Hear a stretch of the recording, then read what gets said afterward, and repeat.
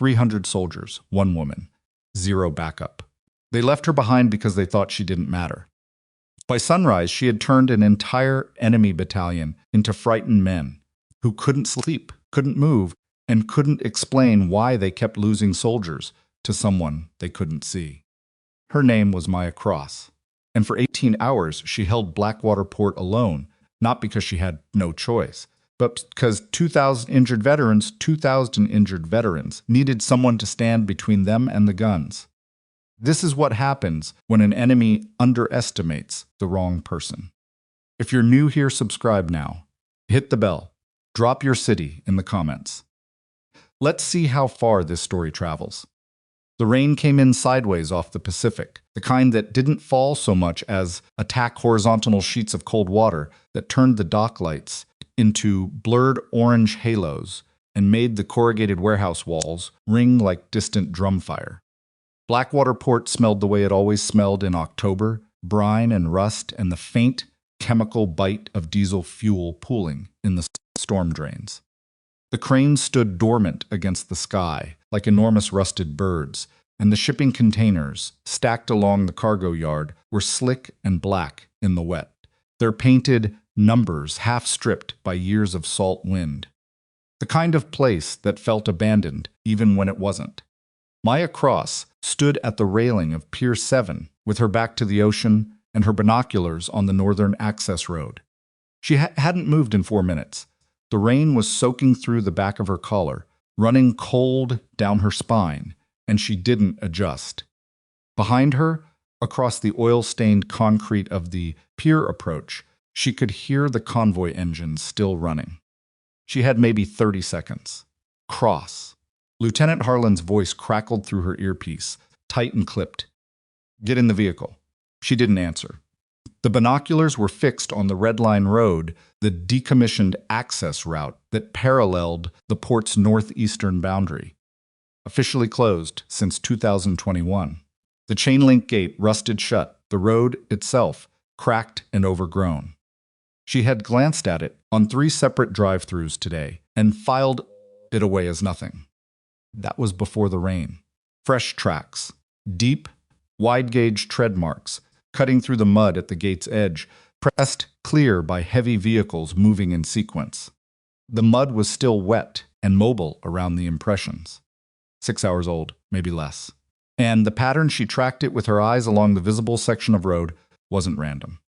The spacing between tracks was consistent. Military convoy discipline. Cross. This is the last call. Mount up. Harlan, she finally spoke. Red Line Road, northeast boundary. Fresh vehicle tracks. Heavy axle. Convoy spacing. Less than 6 hours old. A pause. She could picture him in the second vehicle, jaw working. That road's been closed since I know when it was closed. Could be contractors. Logging, maybe. Logging season ended 2 weeks ago. And contractors don't run in formation. She lowered the binoculars. She turned around.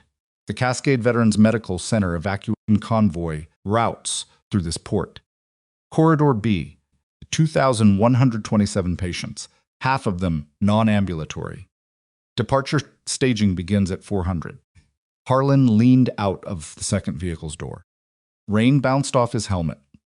Even at 50 meters, she could read the calculation happening behind his eyes. The risk assessment, the order book, the weight of 12 operators he was responsible for against 1 operator with a theory and a pair of binoculars. That's a regional command problem, he said. Not if regional command doesn't know about it yet. Then we call it in. We call it in, and it takes 4 hours to verify and 2 more hours to get anyone here. The evacuation starts in less than 3 hours. Harlan. Maya. He dropped her surname. That was unusual. She'd worked under him for 8 months, and he had called her Cross for all 8. If you stay alone. I cannot hold this unit on a personal read. Whatever you think those tracks mean, I know what they mean. You could be wrong. She looked at him steadily. I could be. He stared at her. The lead vehicle was already rolling. Second. Third. She watched the convoy begin to move without her, and she didn't chase it.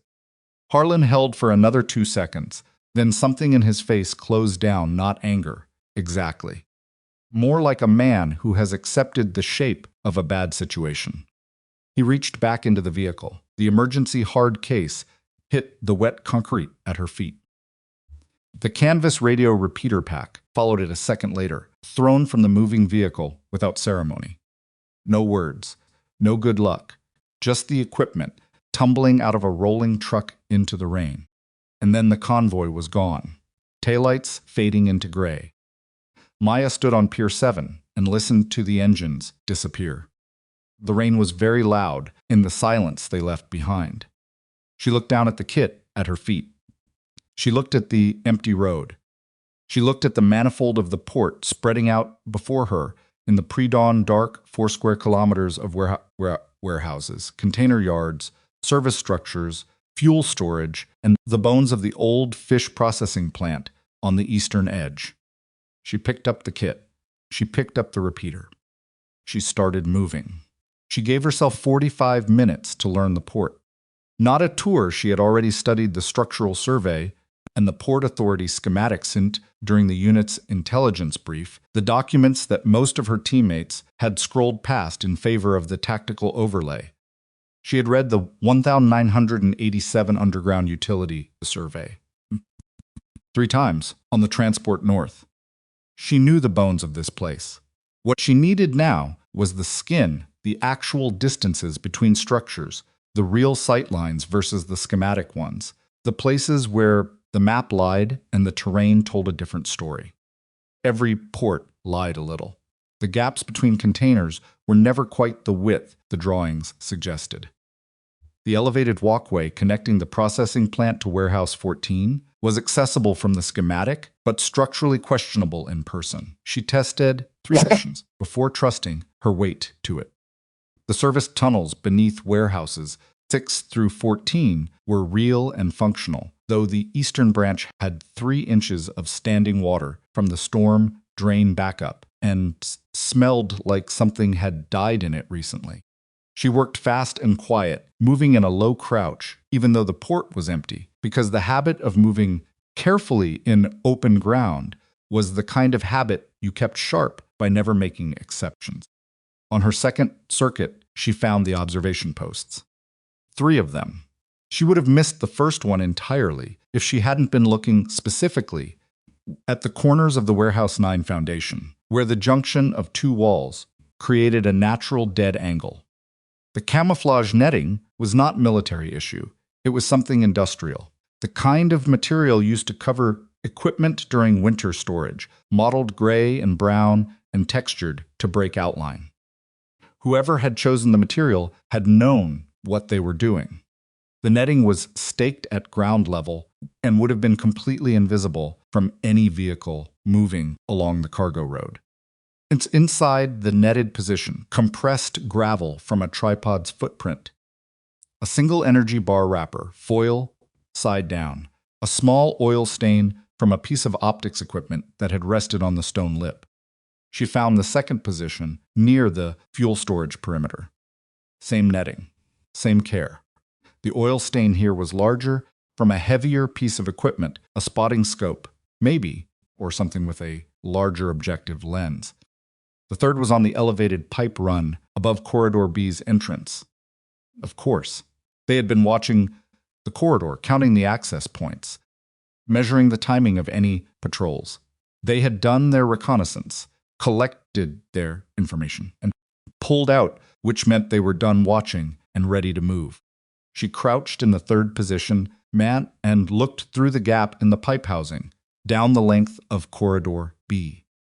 The passage was 60 meters wide and 300 long, bounded on both sides by stacked containers that made it feel like a canyon. The walls were 8 containers high. The only exit was north or south. No cover options, no branching routes. A convoy moving through it would be completely committed. If that corridor was controlled by a hostile force, the vehicles inside it couldn't reverse fast enough to escape. She stood up. Her knee was aching from the cold, an old injury from a training fall 2 years back that the medics had cleared and that had never quite agreed with the clearance. She stretched it, feeling the familiar grinding, complaint, and ignored it. She had a grease pencil and a waterproofed section of the port schematic rolled in her kit. She spread the paper flat against the pipe housing and started marking.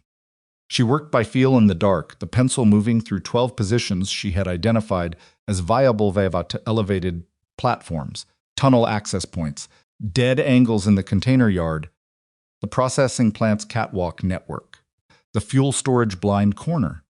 She drew lines between them, checking routes, identifying which positions connected through the tunnel systems and which required surface movement. She marked 4 decoy positions, locations that would look right from the outside, from a drone, from a patrol, from someone expecting to find a target, but that she would never actually occupy. She memorized it. Then she folded the schematic and put it back in her kit, because she couldn't risk it being found. At 210 hours, she pulled out the radio. Cascade Medical Convoy. This is Operator Cross. Authentication. Sierra Kilo 4. I need your convoy commander. Priority traffic. Over. Static. 30 seconds of it. Then Cross. This is Convoy Lead. Captain Delaney. We're on final prep for departure. What's your situation? Over. Captain. I need you to hold your departure. Blackwater Port has been entered by a significant armed element. I am estimating battalion strength or close to it. They are positioned to control Corridor B. You cannot move through this port. Over. A pause. She heard radio noise in the background on his end, the sound of a staging area active and busy. Hold departure. His voice was careful. Not panicked, but careful. Cross. We have 2,200 patients on site. 400 of them are on continuous life support systems. Our backup power is rated for another 14 hours, and then we are on emergency reserves. Holding is not a cost-free option. Over. I understand that. I'm not asking for an indefinite hold. I'm asking for time to create a passage window. Over. How long? I don't know yet. Another pause longer. Cross. How many personnel do you have on site? Over. She looked out at the port. She looked at the Red Line Road, where the tracks had dried slightly in the rain. She thought about the right answer to that question. Sufficient to maintain pressure, she said. Hold your departure. I'll contact you with a window. Cross out. She clicked off before he could follow up.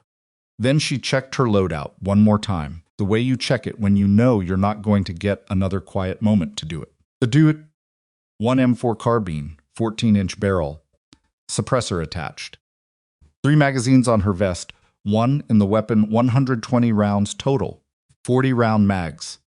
Suppressed Glock 19 on her thigh, 2 spare mags, 4 fragmentation grenades, 6 smoke grenades, climbing kit 40 meters of line, 4 anchors, 2 ascenders. The trauma pack. The radio with the emergency repeater extending its range by roughly 60%. A handheld signal jammer rated for 8 hours of battery life that she had requisitioned for the original unit mission and never returned. The field journal in her left breast pocket. Voss's service tags on the cord around her neck, beneath her shirt. Not enough to fight a battalion, exactly enough to confuse one. She took a breath of cold, wet air. She moved to the first position. They came at 239 hours. She was already on the catwalk, above Warehouse 9, on her stomach, when the first headlights appeared at the northern gate. She had tied the loose end of her jacket sleeve around the carbine's suppressor to break up the outline, an old trick, unglamorous, effective. Below her, the main cargo road glistened with rain and dock light. She counted. 1 vehicle, 2, 4, 8, 12. They came in 2 columns that split smoothly at the gate, 1 element curving west along the perimeter fence and 1 moving straight down the cargo road toward the central yard. The movement was fluid and a practiced encirclement drill, executed in the dark and the rain by people who had done it before. Soldiers dismounted fast, fanning out in teams of 4, moving with weapons up and lights off. She watched them from 22 meters above. No headlamps. They were using low-light optics. The team leaders communicated by hand signal for the first 3 minutes. The radio traffic, when it started, was clipped and professional, no names, no conversation. Brevity codes, she recognized the structure of even if she couldn't follow the content. These were not irregulars. These were not mercenaries cobbled together for a job. She watched a 4-man team clear the south warehouse, approach how they moved, how the lead man checked angles, how the rear element held spacing, and she revised her threat assessment upward. She began counting bodies. By the time the last vehicle rolled through the gate, she had 240 to 280, with low confidence on the upper end, because 2 of the dismount groups had moved into areas she couldn't observe from her position. 12 vehicles, the 2 large ones at the rear, she had initially tagged as transport carriers, but the way they were positioned now, rear-facing toward the road, suggested they might be carrying equipment rather than personnel. Generators, maybe, or communications gear. She filed it away and kept counting. A patrol passed below her. 2 men, moving at a steady 4-beat step. Already clear, one of them said. The Americans pulled out hours ago. Still check. The second voice was quieter, flat, with the kind of authority that doesn't need volume. South warehouses. All of them. It's empty, Commander. I don't want your impression. I want confirmation. The patrol moved on beneath her. She stayed flat and motionless for 4 full minutes after their footsteps faded. Then she rolled to her right, moved 6 meters along the catwalk to where the head chain changed, and looked at the command vehicle. A man stood beside it, rain running off the brim of his helmet. The way the others moved around him, giving him room, checking his eye line before they crossed, it marked him as the ranking officer. Compact build, gray beard visible when a dock light caught his face. He was holding a radio handset and speaking with deliberate, measured cadence. She memorized his face. Then she opened her field journal, found a blank page, and started sketching the position layout as she could observe it from the catwalk. Enemy strength, vehicle placement, patrol routes, the 2 heavy vehicles in the rear. She wrote in the small, economical shorthand that Vos had drilled into her, never more words than necessary, because the necessary words were the ones you could read under pressure, in bad light, when your hands were shaking. 260 280x12, B2 heavy rear-facing, SEO Greybeard CMDV, C-tier.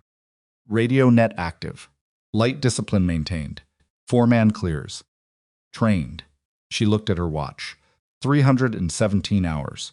She had the jammer in her kit and the instinct to use it, but she held off. The jammer was a card she could only play once the moment it activated. They would know it was electronic, and they would start looking for the device, and eventually they would find it. She needed it later, when it would matter more. What she needed right now was to teach them something. She needed them to learn that moving forward cost them something. She found her position. She set the carbine. The gray-bearded commander was standing in good light, slightly separate from his security element, a brief lapse, maybe 30 seconds, while he shifted position to improve his radio angle. He wasn't wearing his helmet. She had a clean 400-meter shot. She breathed out slowly. She held on his left thigh. She fired once. The suppressor reduced the report to a sharp mechanical clap that the rain swallowed almost immediately. She watched him go down through the optic-controlled fall, grabbing his leg, not a catastrophic hit. Alive, in pain, out of the fight for a while.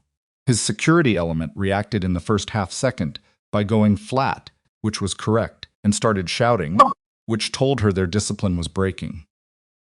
She was already off the catwalk. The return fire started 6 seconds after her shot. They were shooting at the muzzle position she'd already left. Tight groupings, well aimed, snapping into corrugated steel with precise, useless authority. She heard it above her as she dropped into the service tunnel beneath the east wall access. The rounds chewing through the warehouse skin 2 levels up while she moved through cold water in the dark. Contact left Sector 7. Where is she? Southwest. I think the flash was southwest. You think?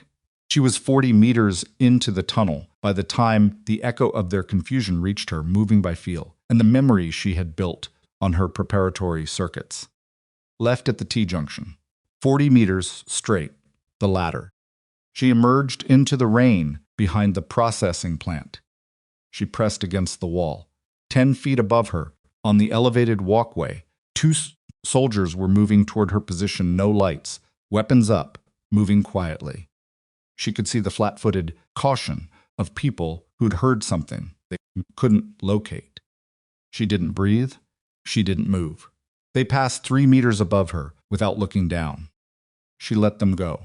She had 4 smoke grenades and a plan that required her to be in 3 places at once. She started placing them. The next 3 hours were the most precise work she had ever done. She moved through the port like water finding. The low channels, the hidden paths, the routes that existed in the gap between what the enemy was watching and what they couldn't see. She used the tunnel system for the long transitions, moving through standing water in the dark, navigating by count and memory. She used the elevated walkways for observation, low and slow, making herself part of the structure of the structure's shadow. She used the dead angles between containers for the surface crossings that couldn't be avoided. She fired twice more in those 3 hours. At 447 hours, a radio operator in the staging area of Warehouse 7 took a round in the shoulder. He had been her problem for 30 minutes. His position reports were accurate enough to tighten the search grid, and she needed the grid loose. She fired from the rafters 18 meters above him, 1 round, and was through the north access hatch before the chaos peaked. At 533 hours, she clipped the antenna cable on one of the perimeter relay posts, no shot, just a set of wire cutters from her climbing kit, applied in 12 seconds of exposed movement between 2 patrol cycles. The post's radio relay went dark, creating a gap in their communication coverage on the eastern side of the cargo yard. In between, she placed decoys, a heat-resistant mylar sheet, folded and positioned behind a drum in the fuel storage area, angled to reflect ambient heat in a way that a thermal drone would read as a warm body. A motion-activated flasher, tiny, battery-powered, the kind of thing you bought at a sporting goods store for trail marking, tucked behind a container in the southwest corner, set to trigger once every 40 minutes. A scuff pattern in the gravel outside Warehouse 12 that looked like someone had crouched there and moved north. She never went anywhere near any of them after she placed them. She listened to the enemy's radio traffic through her receiver, and she charted their responses. The Mylar got 3 patrols. The Flasher got 6. The Scuff got a full 4-man team that spent 22 minutes trying to track a trail that ended at a storm drain. At 611 hours, she pulled out the radio. Cascade Medical Convoy. This is Cross. Status. Over. Cross, this is Convoy Lead. A different voice, younger, tighter. Delaney's been on with Regional Command for 2 hours. They're asking if your assessment is confirmed. Over. It is confirmed. 260 to 280 armed personnel, trained, occupying central cargo and perimeter positions. Corridor B is effectively blocked. Over. They want a name. They want to know who you are and how many operators you have on site. Over. She was quiet for a moment. Tell them they have what they need. Tell them I need until 2200 hours. Over. 2200. The voice dropped lower, almost off mic. Cross, I have to ask. Are you alone in there? She was crouched at the base of Warehouse 3, rain dripping steadily from the eave above her onto the back of her neck. In her left breast pocket, she could feel the weight of the journal, its worn corners, and the precise handwriting inside. Voss's handwriting, the man who had sat across from her in a prefab briefing room in the Afghan Highlands in 2019, and told her something she had written down verbatim. The enemy doesn't need to see you lose. They just need to stop believing they can win. Give them doubt. Give them time. Give them one more thing they can't explain. They'll do the rest themselves. 2200 hours, she said. I'll give you a clear window. Cross out. She shut the radio off. Somewhere above her, through 2 floors of concrete and steel, the enemy's second drone was circling. She could hear its motor, a high insect whine, cutting through the rain. Patient, methodical, looking for something it couldn't find. She picked up her carbine. She started climbing the exterior of Warehouse 3. Her knee screamed on the 3rd anchor placement. She ignored it, jammed the 4th anchor, pulled herself onto the roof, and lay flat against the tar and gravel surface, with rain hammering her back. From the roof, she could see the entire port. She could see the cargo yard, the command vehicle, the patrol routes. She could see Corridor B, quiet and empty, its walls of stacked containers gleaming in the rain. She could see the Red Line Road in the far northeast, where the first enemy vehicles had entered hours ago, and the mountain road beyond the port boundary, where, if she looked long enough, she could just make out the faint glow of lights that hadn't been there before.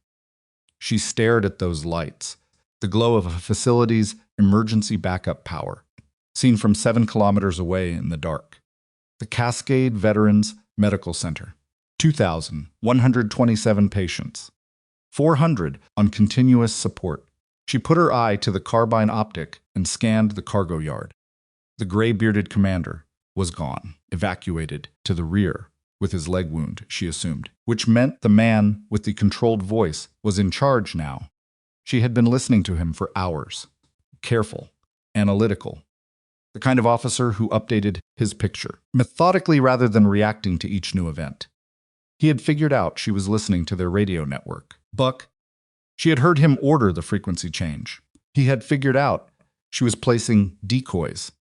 She had heard the order to stop reacting to isolated signals and wait for multiple confirmations.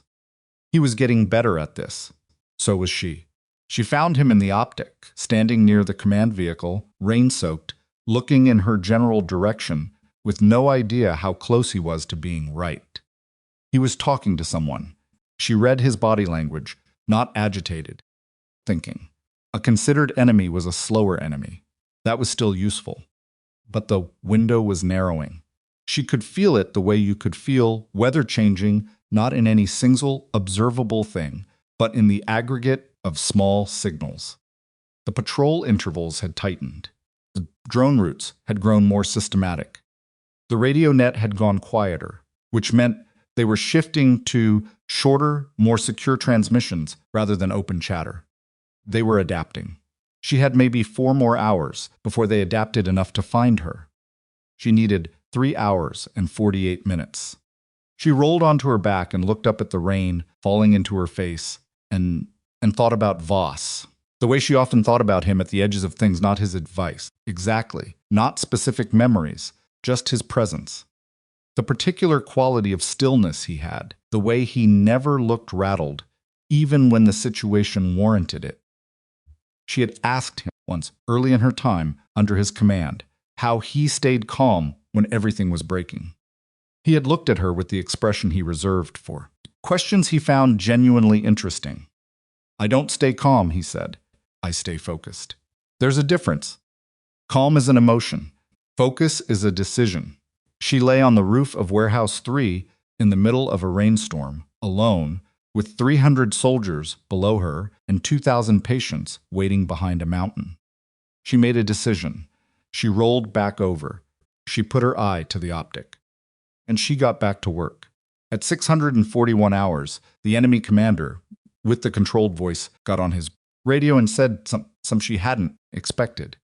She was on the north edge of the Warehouse 3 roof, close enough to the relay point that her receiver pulled it clean through the static. All units, hold current positions, do not advance. Maintain perimeter and wait for further orders. She pressed herself flat against the rooftop and played it back in her memory twice to make sure she had heard it correctly. Hold current positions, do not advance. He had stopped. She looked at her watch, 641 hours. The evacuation was scheduled to begin movement through Corridor B at 630. They should have been moving 11 minutes ago. She keyed her radio immediately.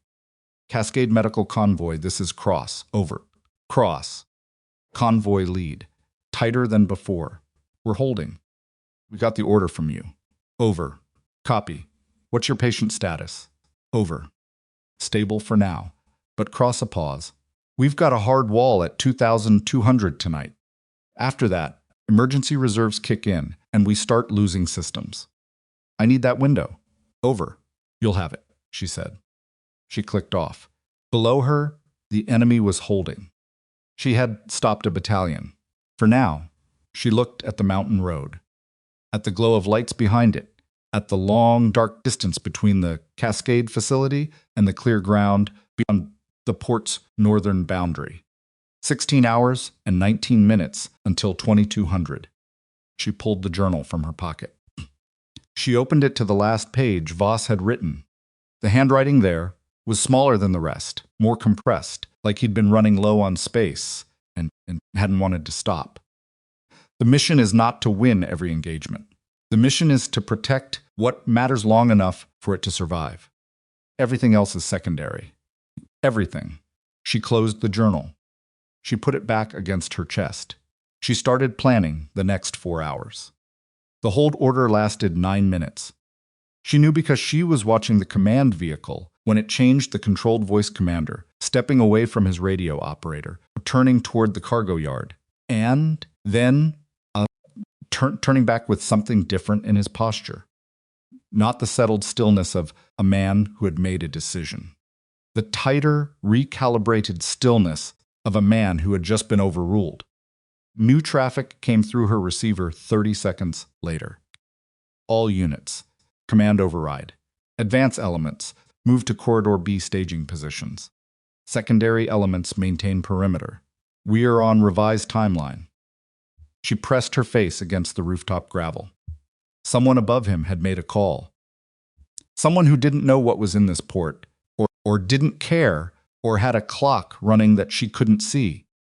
The controlled voice commander had recommended, holding she was almost certain of it, reading backwards from his posture and the 9-minute gap, and he had been told to move anyway, which meant she had maybe 20 minutes before the advance elements reached the corridor entrance.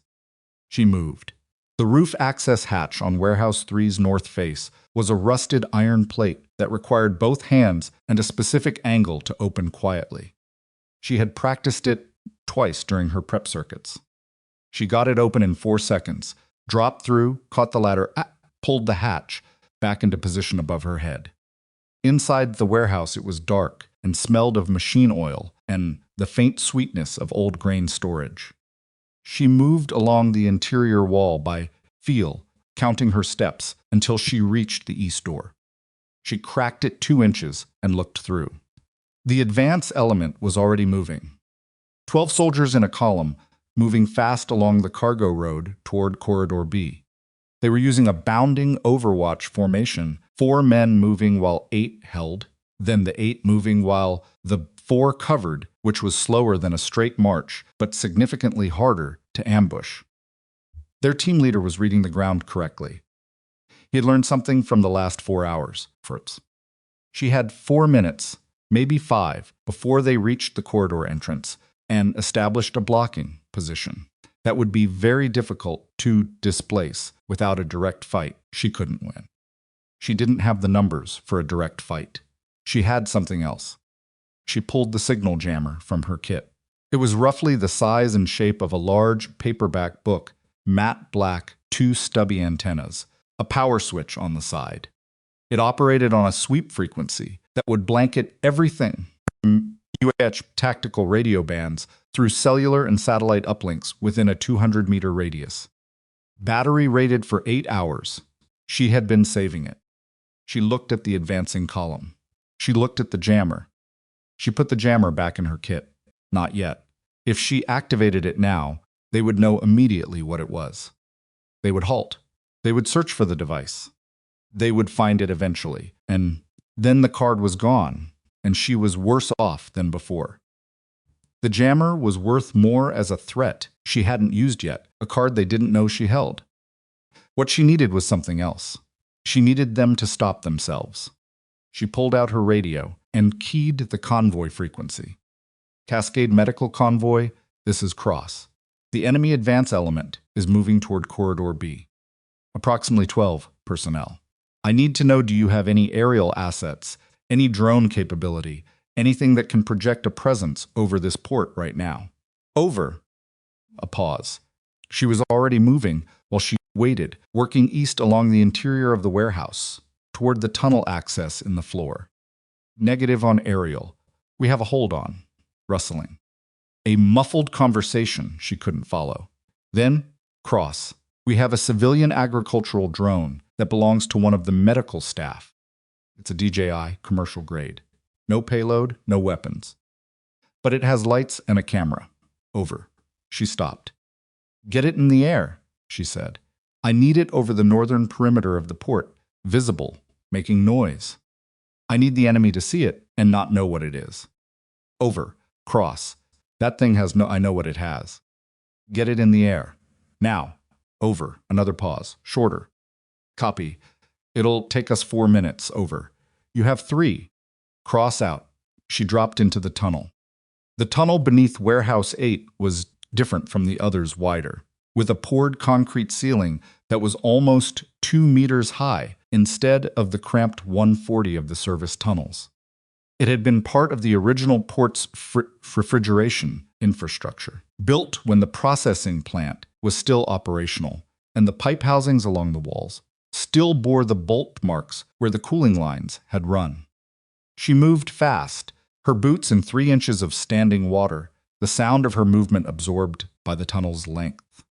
She came up through the floor hatch in the processing plant's ground-level machinery room at 659 hours. The processing plant was the oldest structure in the port, 3 stories of steel and concrete with a catwalk system that connected every level in a labyrinthine grid that made no obvious sense from the outside. From the inside, it made its own logic, a series of interconnected observation and movement platforms that, if you knew them, allowed you to be almost anywhere in the upper half of the building within 90 seconds. She knew them. She took the first catwalk up to level 2, moved north along the exterior-facing wall, found the gap between 2 corroded ventilation housings that gave her a sight line directly to the Corridor B entrance. The advance element had reached it. 12 soldiers in a perimeter around the corridor. Mouth. 2 of them prone with weapons forward, the rest establishing a screening line that faced outward toward the port rather than inward toward the corridor. Their team leader was kneeling behind a container corner with his radio up, reporting in. She read the formation. They were holding at the entrance rather than moving through it. Waiting for orders. Waiting for the main element to come up behind them. 40 meters back, she thought. If the main element comes up and they push through the corridor together, the convoy is done. Then she heard it, a high whine above the rain, rising, then steadying. Then the white running lights of the agricultural drone appeared over the northern tree line, sweeping south over the port at an altitude of maybe 80 meters. The effect was immediate. The advance element at the corridor entrance broke their formation not in panic, but in the focused, urgent way of trained soldiers, responding to an unidentified aerial contact. Weapons came up. The team leader was on his radio in under 3 seconds. Unknown UAV. Northern sector, altitude low, designate, identify. The dranked and came around for a second pass, its forward camera light sweeping the cargo yard below. From this distance, it looked almost exactly like a surveillance drone on a targeting run. It wasn't. It was a piece of agricultural technology that a medical staff member used to survey crop fields, flying over an industrial port at the request of a woman crouching in a derelict processing plant. But the soldiers below didn't know that. The main element halted. She watched the controlled voice commander appear at the edge of the command vehicle's cover, his head tilted up, tracking the drone. He was on his radio immediately, a fast-clipped exchange she caught fragments of through her receiver. Type unknown, behavior consistent with hold advance until we confirm. The advance element pulled back from the corridor entrance. She exhaled. 1 minute, maybe 2. She had bought herself 1 minute. She fired. Not at a person, she had her limits, and she was keeping them. She fired at the forward-facing surveillance camera mounted on the lead vehicle at the edge of the cargo yard, a single round that took out the housing and left the mounting arm spinning in the wind. The camera was gone. The vehicle rocked slightly with the impact. The resulting chaos bought her 4 more minutes because the soldiers closest to the vehicle assumed the shot had come from directly ahead of them, which was the one direction they had been confidently calling clear, and the sudden uncertainty that produced radiated outward through the formation like a crack running through ice. She was back in the tunnel before they started shooting. By 740 hours, the advance element had pulled back to the cargo yard. She didn't fully understand why until she listened to the radio traffic and pieced it together. The controlled voice commander, she had started thinking of him as the lieutenant, though she had no idea of his actual rank, had made another recommendation to hold, and this time the override hadn't come. Whatever timeline pressure had driven the earlier push, something had shifted. The advance had stalled. She allowed herself 30 seconds of sitting still in the tunnel, her back against the wet wall, letting the adrenaline transaction settle. Her knee was worse. She had felt it give slightly on the drop into the warehouse. 8 tunnel, not a structural failure, just the ligament registering its displeasure with 2 hours of climbing and crouching and hard drops onto wet concrete. She pulled her boot off and checked. The cut from the grate was still seeping, not heavily. She wrapped it with 2 strips from the trauma pack's secondary gauze supply, not the good stuff. She was saving that, and put her boot back on. She ate half an energy bar from her kit. She drank water from a bottle she had filled at a bathroom sink in warehouse. 6 during her prep circuits, when she still had time for things like that. She thought about what she knew. The enemy force had been given a timeline by someone above the lieutenant. That timeline had driven the advance. Something the drone, the camera shot, maybe just the accumulated strangeness of the last 4 hours had bought her a pause. But the timeline existed, whether she could see it or not, and when it reasserted itself, the advance would come again, with more preparation and less hesitation. She needed to change the nature of the problem. She needed to make this port cost more than it was worth. Not in casualties. She had been careful about casualties, careful in a way she recognized, now that she was deep into this, was not purely tactical. It was something older. Voss had talked about it once, one of those late evenings in the briefing prefab when everyone else had cleared out and it was just the 2 of them going over the next day's op. He'd been looking at the target package and he'd set it down and said, almost to himself, the day it stops bothering you is the day you need to stop. She had asked him what he meant. He had looked at her directly. Killing. Even when it's justified. Even when you're right. The day it feels like nothing is the day something important in you is gone. You keep score in your head. Cross. You always will. That's not a weakness. That's your compass. She had never forgotten it. She had been firing for 18 hours with the specific, deliberate purpose of not killing anyone. It was harder than it sounded. Every shot required more calculation, more restraint, a narrower margin. It was also slower, and in a situation where she needed speed, that cost was real. But she kept score. She pulled out the journal and added to her notes. Shoulder wound X2, leg wound X1, no fatalities confirmed. She stared at the last line, added a question mark. She didn't have visibility on the gray-bearded commander's evacuation or the radio operator's shoulder wound outcome. She put the journal away. She got moving. The second drone came up at 812 hours.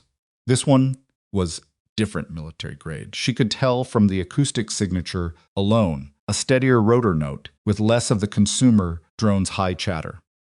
It was flying a systematic grid pattern at 60 meters altitude, which told her it had either thermal or low-light imaging capability. Probably thermal. She was in the tunnel when she heard it. The Mylar decoy behind the fuel storage drum was going to read beautifully on thermal. She had placed it at body temperature differential, relative to the ambient metal, angled just right to broadcast a heat signature through the gap in the drum cluster. She had tested the concept before, in a different context, and it worked well enough to pull a sensor operator's attention for at least 2 or 3 minutes. She waited in the tunnel, heard the drone adjust its pattern, heard radio traffic, possible contact, fuel storage sector, investigatings. She moved. While they sent a 4-man patrol toward the fuel storage, she crossed the open ground between the tunnel exit, the processing plant's exterior wall, in 7 seconds, the longest 7 seconds of the morning, completely exposed, the drone's secondary camera potentially sweeping her direction. She hit the wall and pressed flat and stayed absolutely still for 30 seconds. The patrol was moving away from her. The drone was circling the fuel storage. She worked her way along the wall to the exterior ladder and started climbing. Level 2 of the processing plant faced east, and from the east-facing catwalk she had a sight line that she had been saving for a specific purpose. The enemy's primary radio relayed the device that connected their tactical net to whatever command structure existed beyond the port was mounted on the roof of Warehouse 14. She had identified it at 530 hours, a directional antenna assembly on a portable mast pointed northeast toward the mountains. Taking it out wouldn't silence them, but it would degrade their communications to ground-level radio only, which reduced their effective coordination range significantly. The drone pointed the other way. She pulled out the one remaining piece of equipment she hadn't used yet, a collapsible signal mirror, 8 by 10 centimeters, stowed in her kit since these last mountain navigations exercise. She extended it, angled it toward the western fuel storage area, and caught the drone's search beam on its third pass. The flash was brief and sharp. The drone pivoted. She was already prone on the east-facing catwalk with the M4 braced crosshairs on the antenna mast base mount. She fired twice, fast. The first round hit the mast's support coupling. The second hit the antenna housing itself. The assembly torqued sideways and held for 2 seconds before the wind off the ocean finished the job, and it went over, disappearing behind the warehouse parapet. Radio traffic erupted. Relay is down. Relay is down. We've lost the uplink. Where is the shot coming from? East facing. Processing plant maybe. She was back in the tunnel in under a minute. She moved fast, breathing through her nose, ignoring the knee. Behind her she heard boots on the catwalk above 2 sets, maybe 3, converging on the position she'd just left. She heard them reach the east-facing catwalk and stop, and she heard one of them say, with barely controlled frustration, "She's not here. She's never here." The other voice, quieter, "Then where is she?" "I don't know." A pause that lasted long enough to be its own kind of answer. Then the quiet voice again, "Did you check the floor? The grate? There's no boot scrape." Another pause. "There's a tunnel access under the machinery room floor. Been opened recently." Silence. "Get the lieutenant." She was already 400 meters east, working toward the container yard. At 931 hours, the lieutenant got on the radio. She heard his voice, careful, controlled, nothing wasted, and understood immediately that something had. Not just the tone, the content. "All units, stand down pursuit activity." I repeat, stand down. Return to assigned positions and hold. She stopped moving. She pressed herself into the gap between 2 containers and listened. "We are reassessing our operational picture. No further advance until I give the order. Anyone who moves toward the corridor without my direct authorization will answer for it personally." She waited. No additional traffic for 3 minutes. Then, on a frequency slightly offset from the tactical net close enough that her receiver caught it with some degradation, "Commander, this is Vale. I understand your frustration, but the timeline is not my decision. The corridor must be clear before. Static, cut it." She dialed the receiver. Adjusted. "Fragments?" Whoever is in this port is not, I'm telling you. This is not a patrol. This is a trained, more static. Think, there's only one. She went very still. I'm not moving my people through that corridor until I know what we're dealing with. I don't care what the schedule says. She heard the other voice, female, precise, come back with something she lost to static, and then the lieutenant's response, which came through almost clean. Then tell whoever is giving you that schedule that an unknown number of hostiles have destroyed our relay, degraded our communications, wounded 3 of my people, and have been inside my perimeter for 6 hours without being identified. Tell them that, and tell them I'd like to know how many operators the Americans left behind, before they recommend I advance.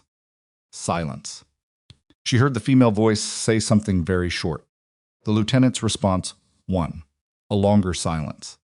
1 operator. The female voice, clear for the first time, and there was something in it she couldn't read, not quite surprise. Something more complicated. You've been held by 1 operator for 6 hours. We don't know that. You just said, I said unknown number. I believe it's 1. I don't know it's 1. What's the difference? His pause was long enough that she counted it. 5 seconds. The difference, he said finally, is that if I'm right, I need to think about this very differently. She clicked off the receiver. She sat between the containers and looked at her hands. The left one had a graze on the palm from a wire edge in the tunnel. She hadn't noticed it happening and didn't know exactly when. The right one was steady. She watched them both for a moment. They had figured it out, or close enough to it. She had known this moment would come. You couldn't run a 6-hour deception operation. You couldn't run 60 trained against 260 trained soldiers and expect the deception to hold indefinitely. The question was what the revelation changed. If the lieutenant was the kind of officer, she thought he was methodical, analytical, willing to update. Then, knowing he was dealing with 1 operator didn't necessarily make him more aggressive. It might make him more cautious.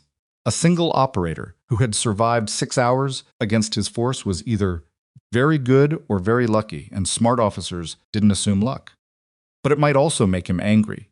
Or it might embolden the person on the other end of that radio, the woman, Vale, whoever she was, to push harder for the advance. She checked her ammunition. 1 full magazine in the weapon. 1 spare on her vest. She had used more than she'd planned on the decoy fire and the antenna shot, which had required speed over efficiency. The Glock had 2 spare mags untouched. The fragmentation grenades she hadn't used at all, and she intended to keep it that way. 2 smoke grenades left. The signal jammer still unused. She looked at her watch. 1,003 hours. 11 hours to 2,200. She thought about what Voss had written. On the 3rd page of the journal, the passage she had read so many times the paper was softened at that particular spot. When the enemy knows you're there, you've already lost half your advantage. The other half is whether they know what you'll do next. Guard the second half like it's the only thing you have left. Because it is. She pulled out the radio. Cascade Medical Convoy, this is Cross. Status check, over. Captain Delaney this time, Cross. We're holding.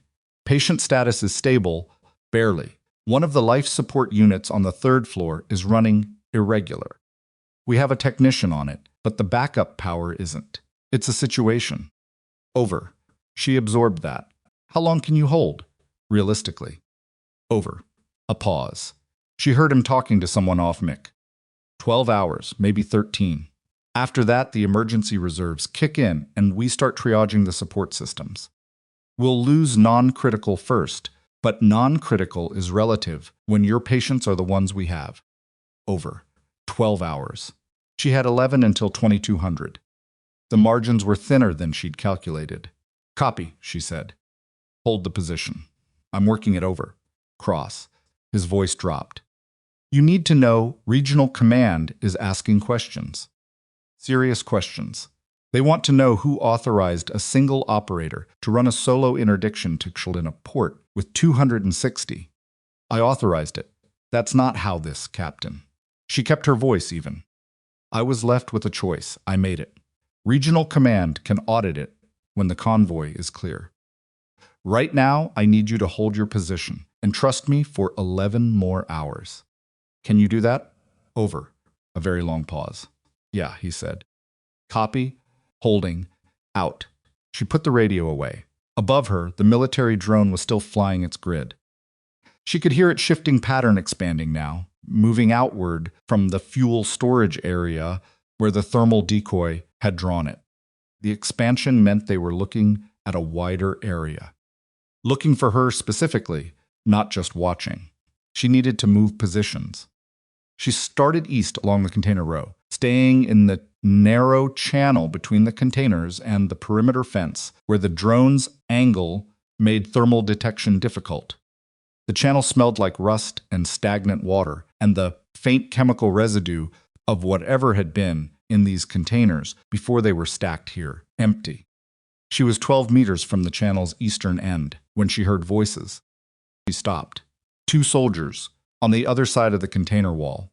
She could hear them through a gap in the corrugated steel, a stress fracture in the container sidewall, maybe 10 centimeters wide at roughly chest height. She pressed herself against the wall and listened. 6 hours and they can't find her. Not they. We can't find her. A short silence. You think it's actually one person? The lieutenant thinks so. That's a breath. That's not possible. One person can't do what? Tell that to Race. A pause. Or Mikhailov. Or the relay antenna. Another silence. Longer. I heard the camera shot was 400 meters. I heard 5. In the rain. Yeah, in the rain. She pressed her back against the wet metal and looked up at the strip of gray sky above the container channel. She could hear the discomfort in those voices. Not fear. Exactly. They were professionals. They managed fear, but the particular unease of people who'd come to a place expecting an empty port and found something they couldn't categorize.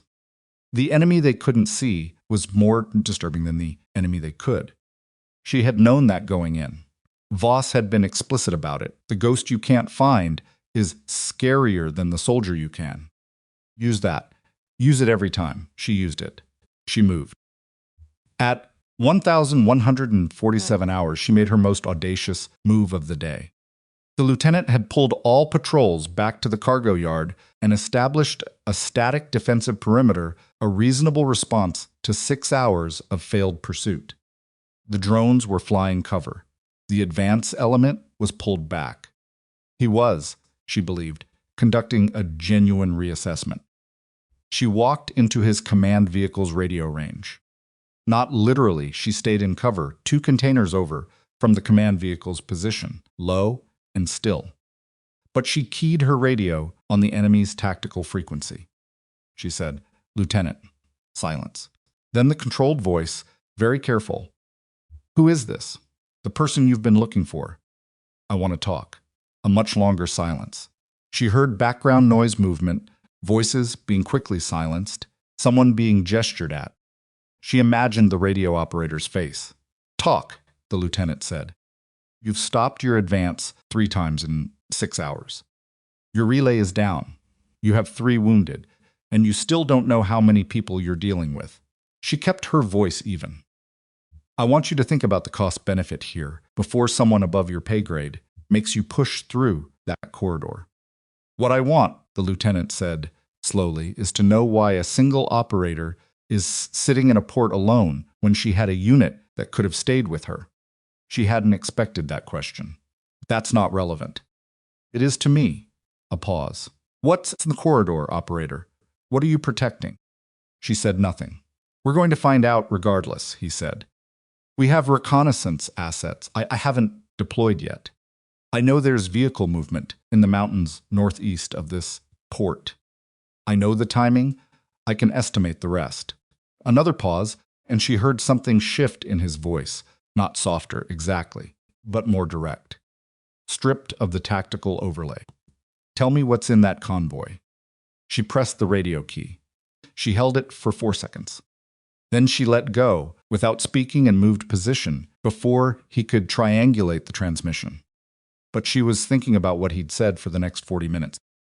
I can estimate the rest. If he could estimate the rest, if he had already put together the vehicle movement in the mountains and the timing and the medical facility's proximity, then the deception was only holding on the surface.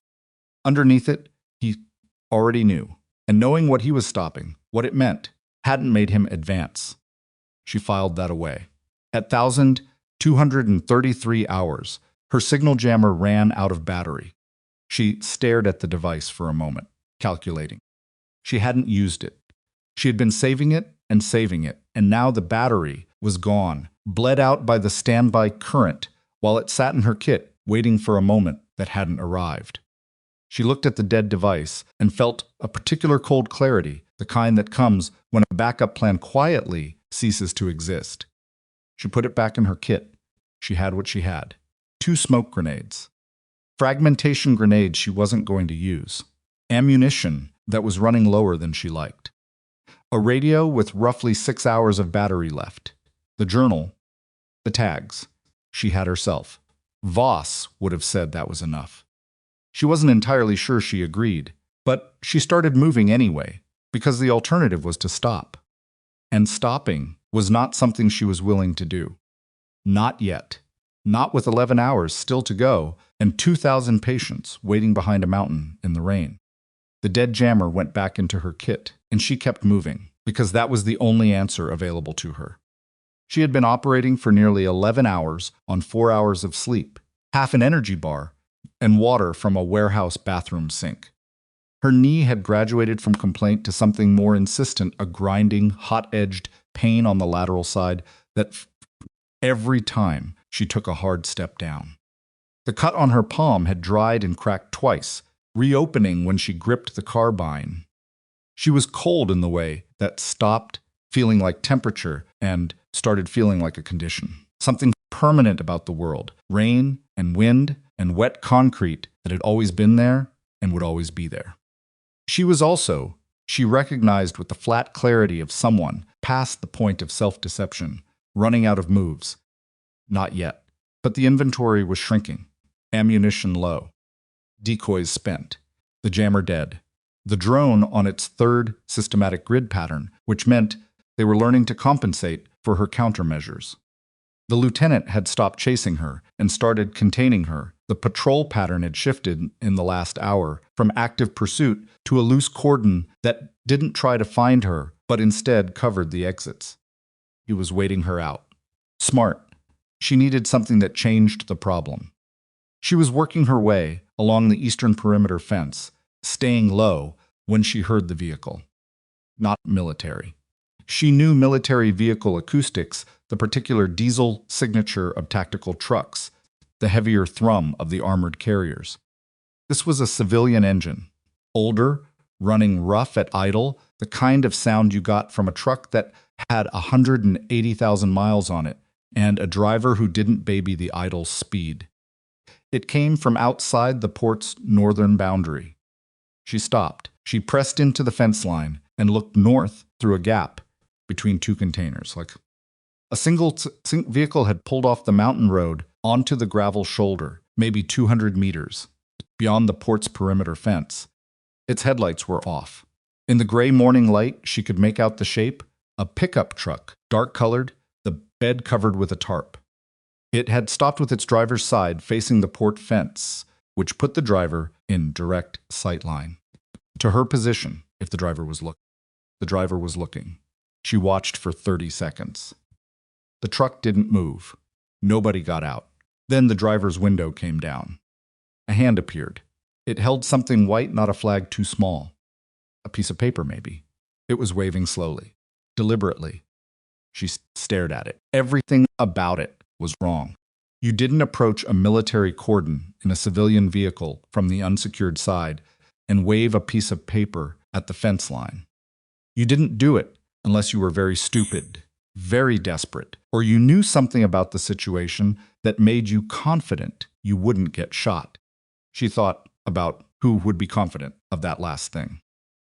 Someone who knew she was in there. Someone who knew she was the one watching the fence line, rather than the 260 soldiers who hadn't thought to cover it from the outside. She moved toward the fence.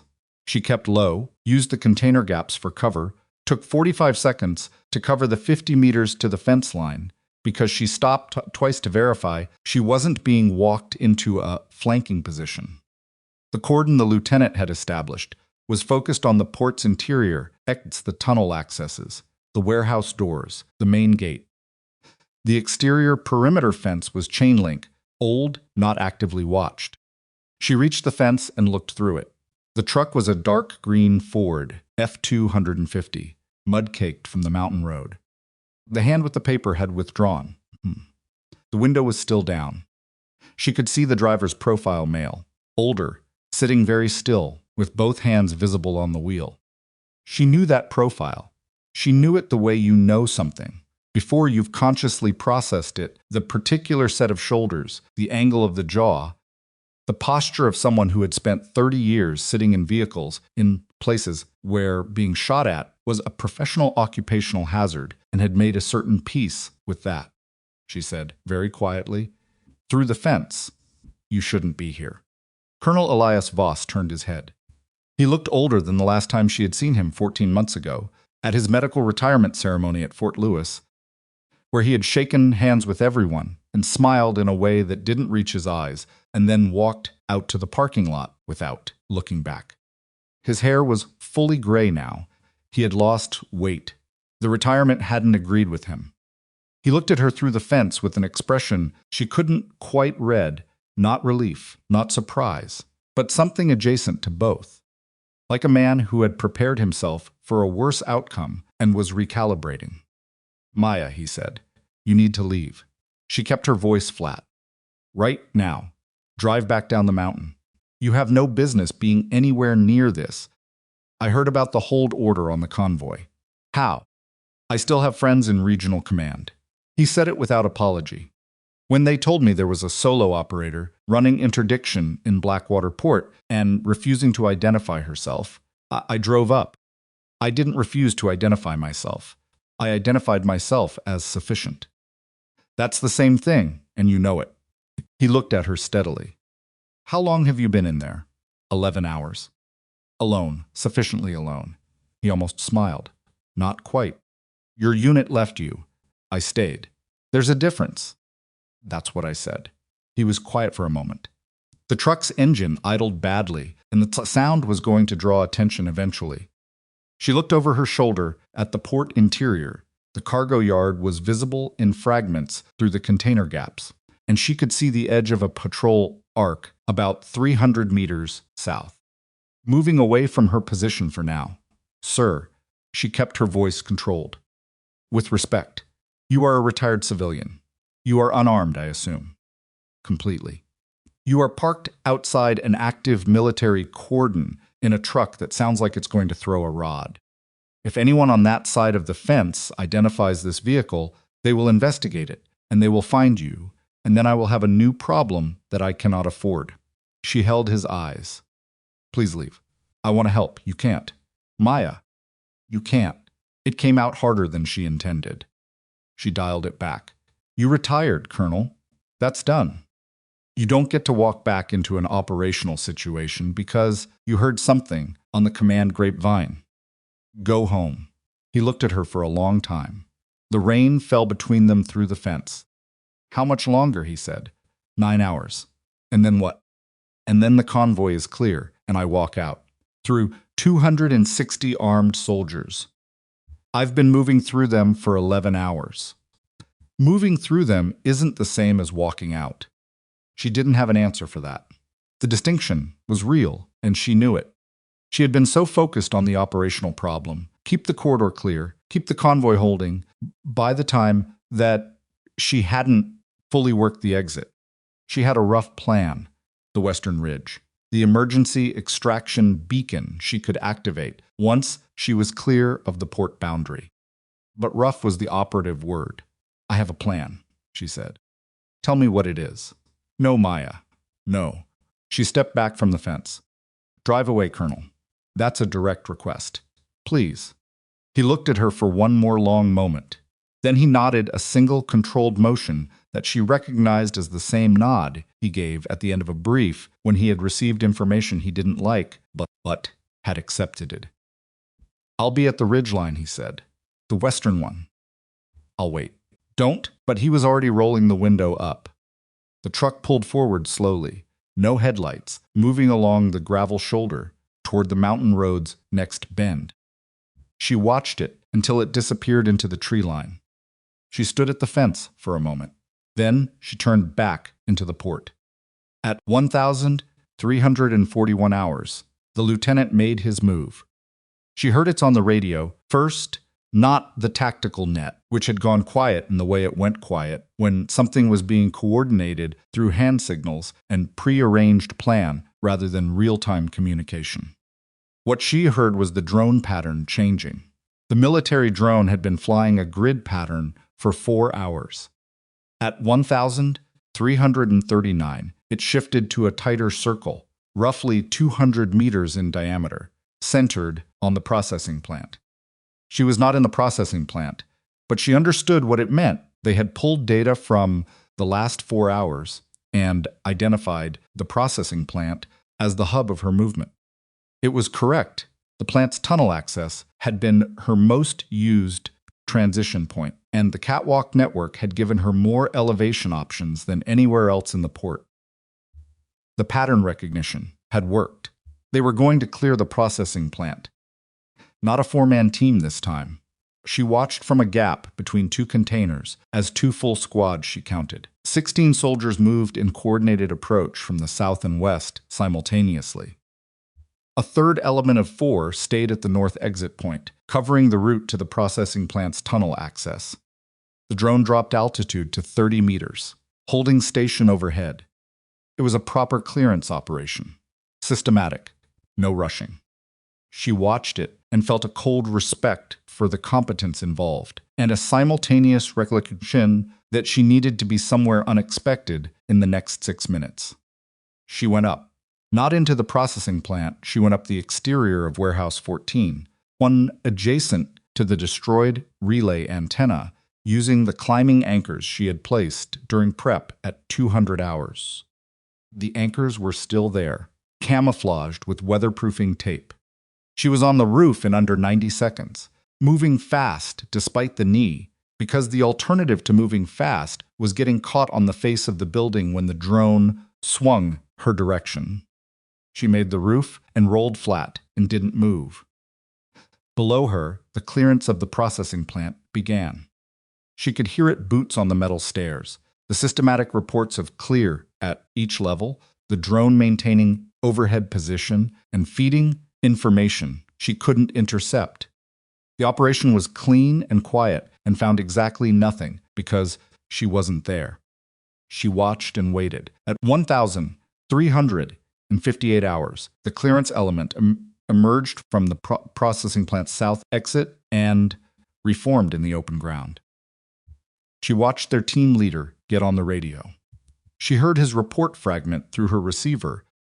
Processing plant clear, no contact, no evidence of recent.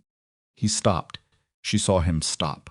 She saw him turn and say something to the soldier nearest him, who went back into the plant at a run. 40 seconds later, the soldier came back out and said something, and the team leader got back on the radio with new urgency.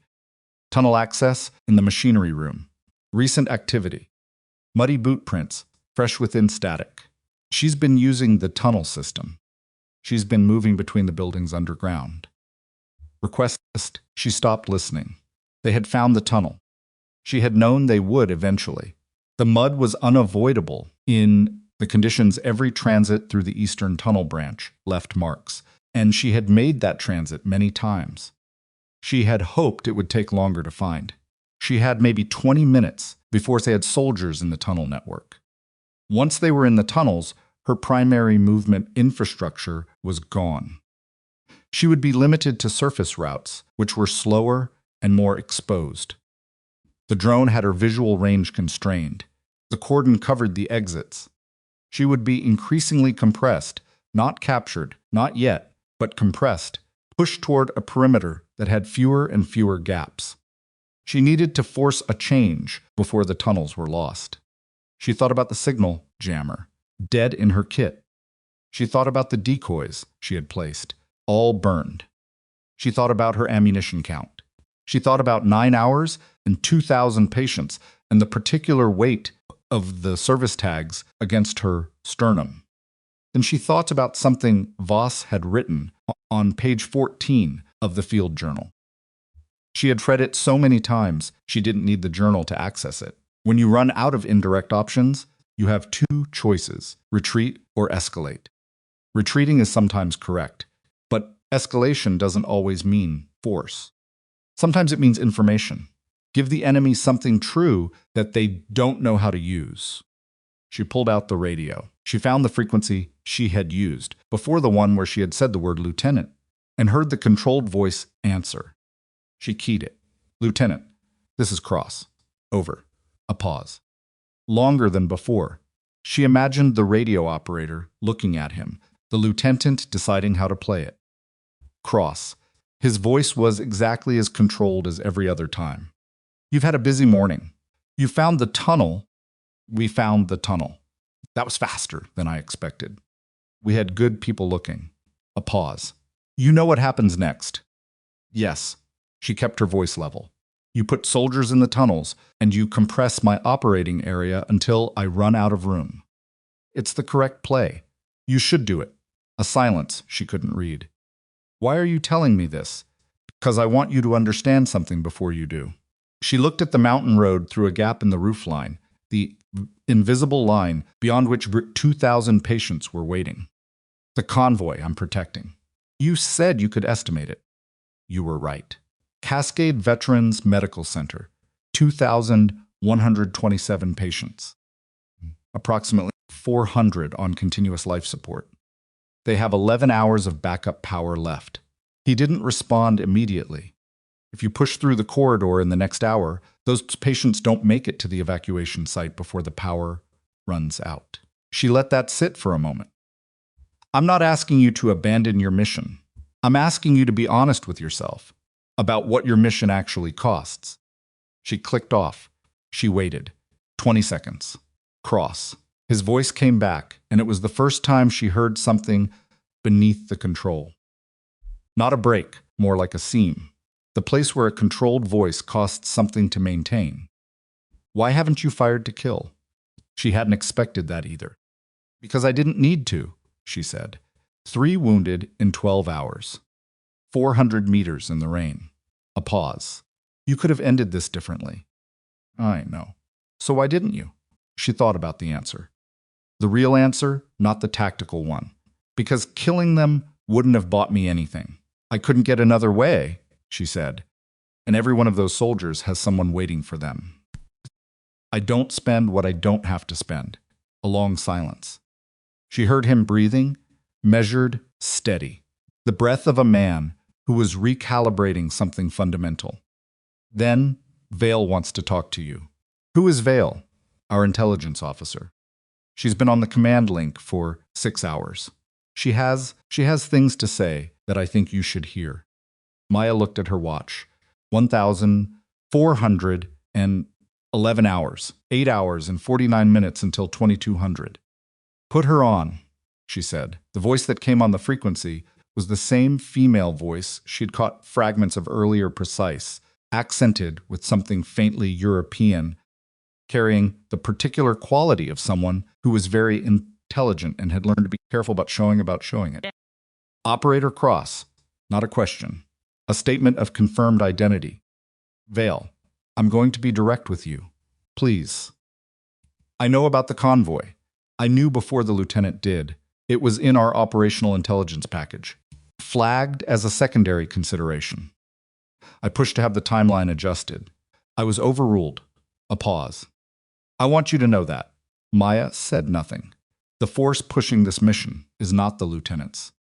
He is executing orders from a command structure that I am not fully read into, and the timeline driving the advance on Corridor B is being driven by factors that have nothing to do with the patients in that convoy. Another pause. Shorter. I'm telling you this because I think you deserve to understand what you're actually fighting. It doesn't change anything, Maya said. No, it doesn't. But I wanted you to know. A beat. You've held this port for 12 hours alone. I've been doing this work for 11 years, and I've never seen. She stopped herself. Recalibrated. What do you need? Maya blinked. What? What do you need to hold this for 8 more hours? Maya was quiet for 3 seconds. The rain came down. Below her, soldiers were moving into the tunnel entrance with flashlights and weapons. I need the tunnel network back, she said. I need your soldiers out of the tunnels. I can't. Yes, you can. Tell the lieutenant you need them on perimeter. Tell him whatever you need to tell him. Get them out of the tunnels and keep them out for 8 hours. A silence that lasted long enough to be a real decision being made. I can give you 6, Vale said. After that, I can't control what happens. 6 hours is enough. You have 8 to hold. 6 hours of tunnels, and I can manage the last 2. Over. Cross. Vale's voice shifted slightly. Not warmer, more direct. If this works. If you get that convoy clear. Walk out west. There's a ridge. Be on it before 2200. I know the ridge. Good. A pause. Don't make me regret this. The frequency went quiet. Maya put the radio down. She lay on the roof of Warehouse 14 in the rain and looked at the gray Oregon sky and thought about what had just happened. An intelligence officer in an enemy formation had just negotiated a partial ceasefire on behalf of a single operator to protect a medical convoy. It was the strangest thing that had happened. In 12 hours, and 12 hours had contained a significant amount of strange. She didn't trust it completely. She wasn't supposed to trust it completely. But she had heard something in Vale's voice, not sentiment, not ideology. Practicality. The sound of someone who had done the math and found that the math pointed somewhere unexpected. She was going to use it. She was going to use every minute of it. She got moving. The next 4 hours were the hardest of her life, and also in a terrible way she would think about later, the clearest. The tunnel was hers again. The soldiers had pulled out within 20 minutes of her conversation with Vale, which she logged as confirmation that Vale had actual operational influence and wasn't running a deception. She moved faster with the tunnels back, rebuilding her position, re-establishing observation angles she had lost during the compression. She didn't fire again. A calculation. She had made a calculation. She had enough ammunition to matter, but every shot now would cost her something she might need later. She moved instead. She watched. She kept herself present and visible a drone sighting here. Flash of movement in a container gap there. Enough to keep the cordon focused inward rather than letting it collapse on itself. At 1,623 hours, she found the weak point. The western perimeter fence had a section 40 meters of it, where the chain link anchoring posts had been compromised by water erosion at the base. She had noted it during her initial prep, but filed it as irrelevant because she hadn't been thinking about exits. She was thinking about it now. If she needed to move someone through this fence, if she needed an exit route that didn't go through the main gate or the tunnel system, this section would give way with modest force. She marked it on her mental map. At 1,741 hours, her radio battery indicator went to 1 bar. She had maybe 3 hours of transmission left. She used a few minutes of it to check in with Delaney, who reported that the life support irregularity on the 3rd floor had been resolved by a technician with a soldering iron and a very specific kind of focused desperation, and that patient status was stable. She used another minute to say nothing useful and just listened to the convoy's ambient radio traffic, which told her that the patients were alive and the convoy was holding and the rain was letting up. The rain was letting up. She hadn't noticed. She looked up. The sky over the port had shifted from solid gray to layered gray, lighter in the west, the cloud mass breaking into distinct formations. Not clearing, not yet, but the horizontal rain was gone, replaced by a steady vertical fall that was less violent and significantly less loud. The quiet revealed things. She heard, for the first time clearly, how many soldiers were in this port. The ambient sound of 260 people holding a position conversations carried now without wind. Boot sounds on metal. The distant rumble of a vehicle engine running for heat. It was a massive presence. She had known the number. She had counted them herself, but she had been moving through the noise for so long that hearing them all at once in the relative quiet was newly sobering. She also heard something else. Footsteps in the tunnel. One set, moving from the west branch toward the processing plant junction. Moving carefully, with the particular cadence of someone trying to be quiet, not a soldier's search pattern, not the systematic four-beat of a clearing team. Something slower, hesitant. She dropped into the tunnel.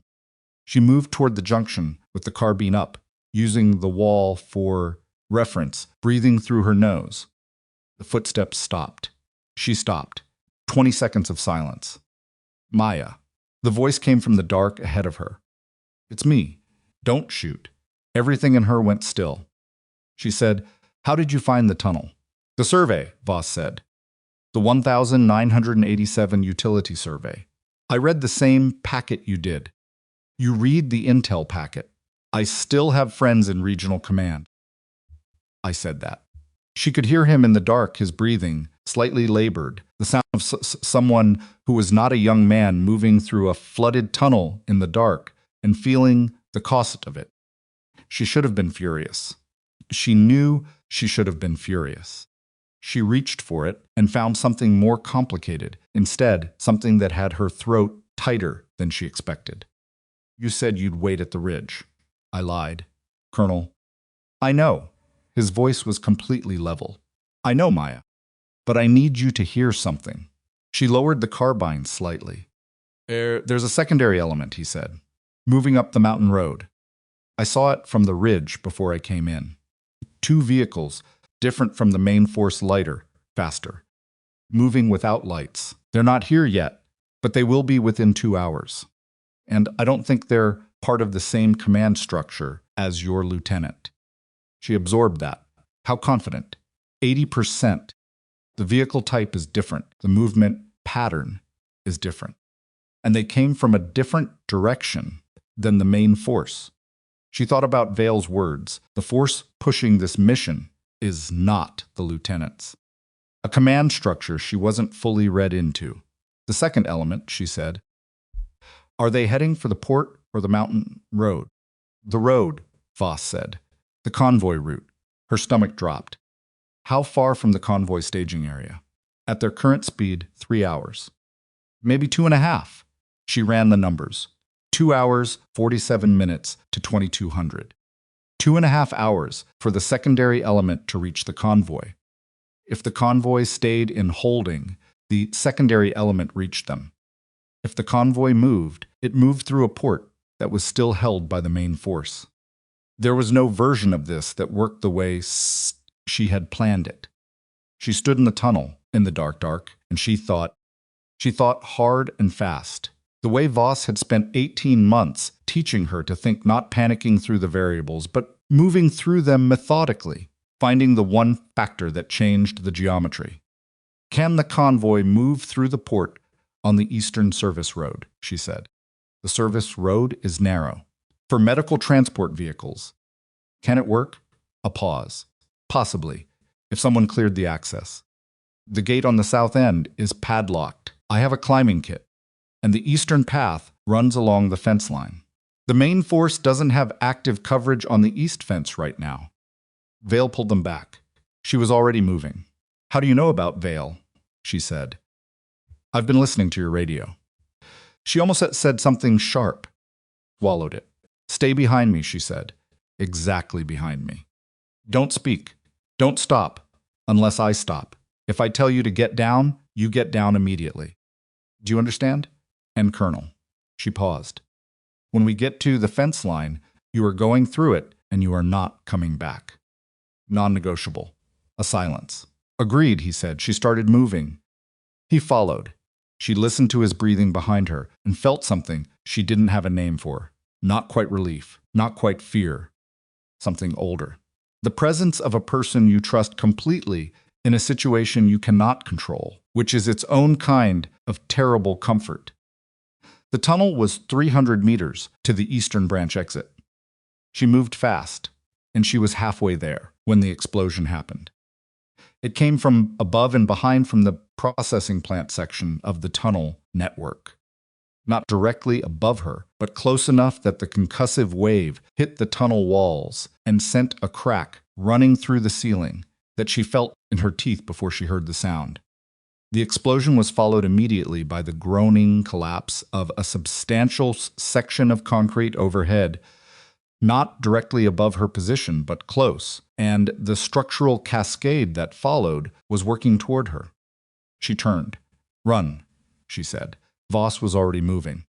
She grabbed his arm in the dark and ran with him, her hand on the tunnel wall. For reference, the sound of collapsing concrete filling the passage behind them like a base she could not outrun, but could stay ahead of if she moved fast enough. The eastern branch exit was 80 meters ahead. The concrete was coming down in sections, first the far section, then the next, a progressive failure working toward them as the explosion's structural damage propagated through the tunnel's ceiling. She heard it getting closer. She felt the displaced air of each section's fall on the back of her neck. 60 meters. Something hit Voss, not concrete, but a chunk of secondary debris thrown by the collapse pressure, something fast and hard that caught him across the upper back and staggered him. His grip on her arm tightened, and then his legs buckled, and he went down one knee. "Up," she said. She had him by the arm with both hands. "Up now." He was getting up, slowly. "I'm okay." 40 meters. She had him moving again. She could feel the air displacement of the collapse behind them closer than it had been. Catching up. She was half pulling him, and he was compensating, getting his legs under him, running with her toward the growing rectangle of gray light at the tunnel exit. 20 meters. She hit the ladder first. She went up in 4 movements, shoved the access plate aside, pulled herself out, turned and reached back down. "Give me your hand," she said. He gave her his hand. She pulled. He was heavier than he looked, and her knee betrayed her on the pull, the lateral ligament giving a sharp, ugly twist that made her vision white for a half second. But she had both hands on his wrist, and she was not letting go. He came up through the hatch. Behind him, the last section of the tunnel ceiling came down in a long, grinding roar that she felt through the concrete beneath her knees. They lay on the wet ground in the gray October light, both breathing hard. She could hear the dust settling in the tunnel below. She could hear the port responding to the explosion, radio traffic erupting, boots on metal, voices. She sat up. She looked at Voss. He was on his hands and knees, catching his breath. His jacket was torn across the upper back where the debris had hit. When he turned toward her, she saw his face pale, jaw tight with controlled pain, eyes absolutely clear. "The secondary element," he said. "I know. We need to go." "I know." She was already calculating. "Can you walk?" He tested it. Got one foot under himself, then the other. Stood. His face did the thing faces do when people are not admitting how much something hurts. "Well enough," he said. She looked at the eastern fence line. She looked at the access gate with its padlock. She looked at her watch. 1,847 hours. 2 hours and 13 minutes to 2200. The convoy on the mountain road. The secondary element moving toward it in the dark. She pulled out the radio. She keyed Delaney's frequency. "Cascade Medical Convoy. This is Cross. Emergency traffic. Do not use the mountain road route. I repeat, do not use the primary route. There is a secondary armed element moving toward your staging position. Activate the Eastern Service road access. On my mark. Over." A pause that felt very long. "Cross the Eastern Service road requires..." "I know what it requires. I'm on the gate right now." "On my mark. Over." She pocketed the radio. She looked at Voss. He looked back at her, and in the fading October light she saw something in his face she had seen once before in a prefab briefing room in the Highlands. When he had told her something she had carried for 2 years and would carry for 2 years and for the rest of her life. "Go," he said. She went. The padlock was a hardened steel master, the kind that laughed at bolt cutters and took a solid drill to open properly. Maya had neither. What she had was a climbing anchor, a length of cord, and 14 months of training under a man who had once spent 40 minutes explaining to a group of operators why locks were primarily psychological deterrents rather than physical ones. She had the gate open in 40 seconds. The technique was inelegant. She used the anchor's cam mechanism as a shim, working it into the shackle housing with a patience she didn't feel while Voss stood at her shoulder, watching the fence line. The lock didn't open so much as surrender, the shackle releasing with a sound like a small complaint. She pushed the gate. The Eastern Service Road ran along the inside of the perimeter fence for roughly 300 meters before joining the port's southern access, Point Narrow, unpaved, bordered by the fence on one side and the stacked container wall on the other. In daylight, it would have been tight for a large medical transport vehicle. In the dark and rain, it was going to be a nightmare. She keyed the radio. "Cascade Medical Convoy. Gate is open. Eastern Service Road. You have clearance to begin movement." "How copy over?" Delaney came back immediately. "Copy cross. We're moving. First vehicle in 4 minutes. Over. Keep them tight and keep them moving. No stops. Over." "Understood. Cross, what's your status?" "Over." She looked at Voss. He was standing with one hand on the fence post, his weight distributed in a way that told her his back was worse than he was saying. His jacket was dark with rain and something else across the upper left. She didn't look at it directly. "Working it," she said. "Out." She pulled the radio away and turned to him. "You need to go through this gate," she said. "Maya, that's not a discussion. You go through the gate, you get to your truck, you drive down the mountain.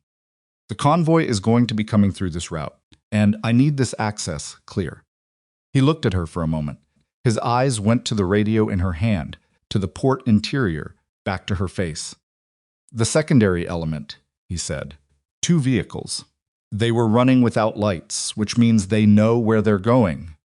They're not searching, they have a specific target. The convoy staging area. Or the convoy in transit. He paused. If they're on the mountain road and the convoy moves onto the Eastern Service Road, they'll lose the convoy.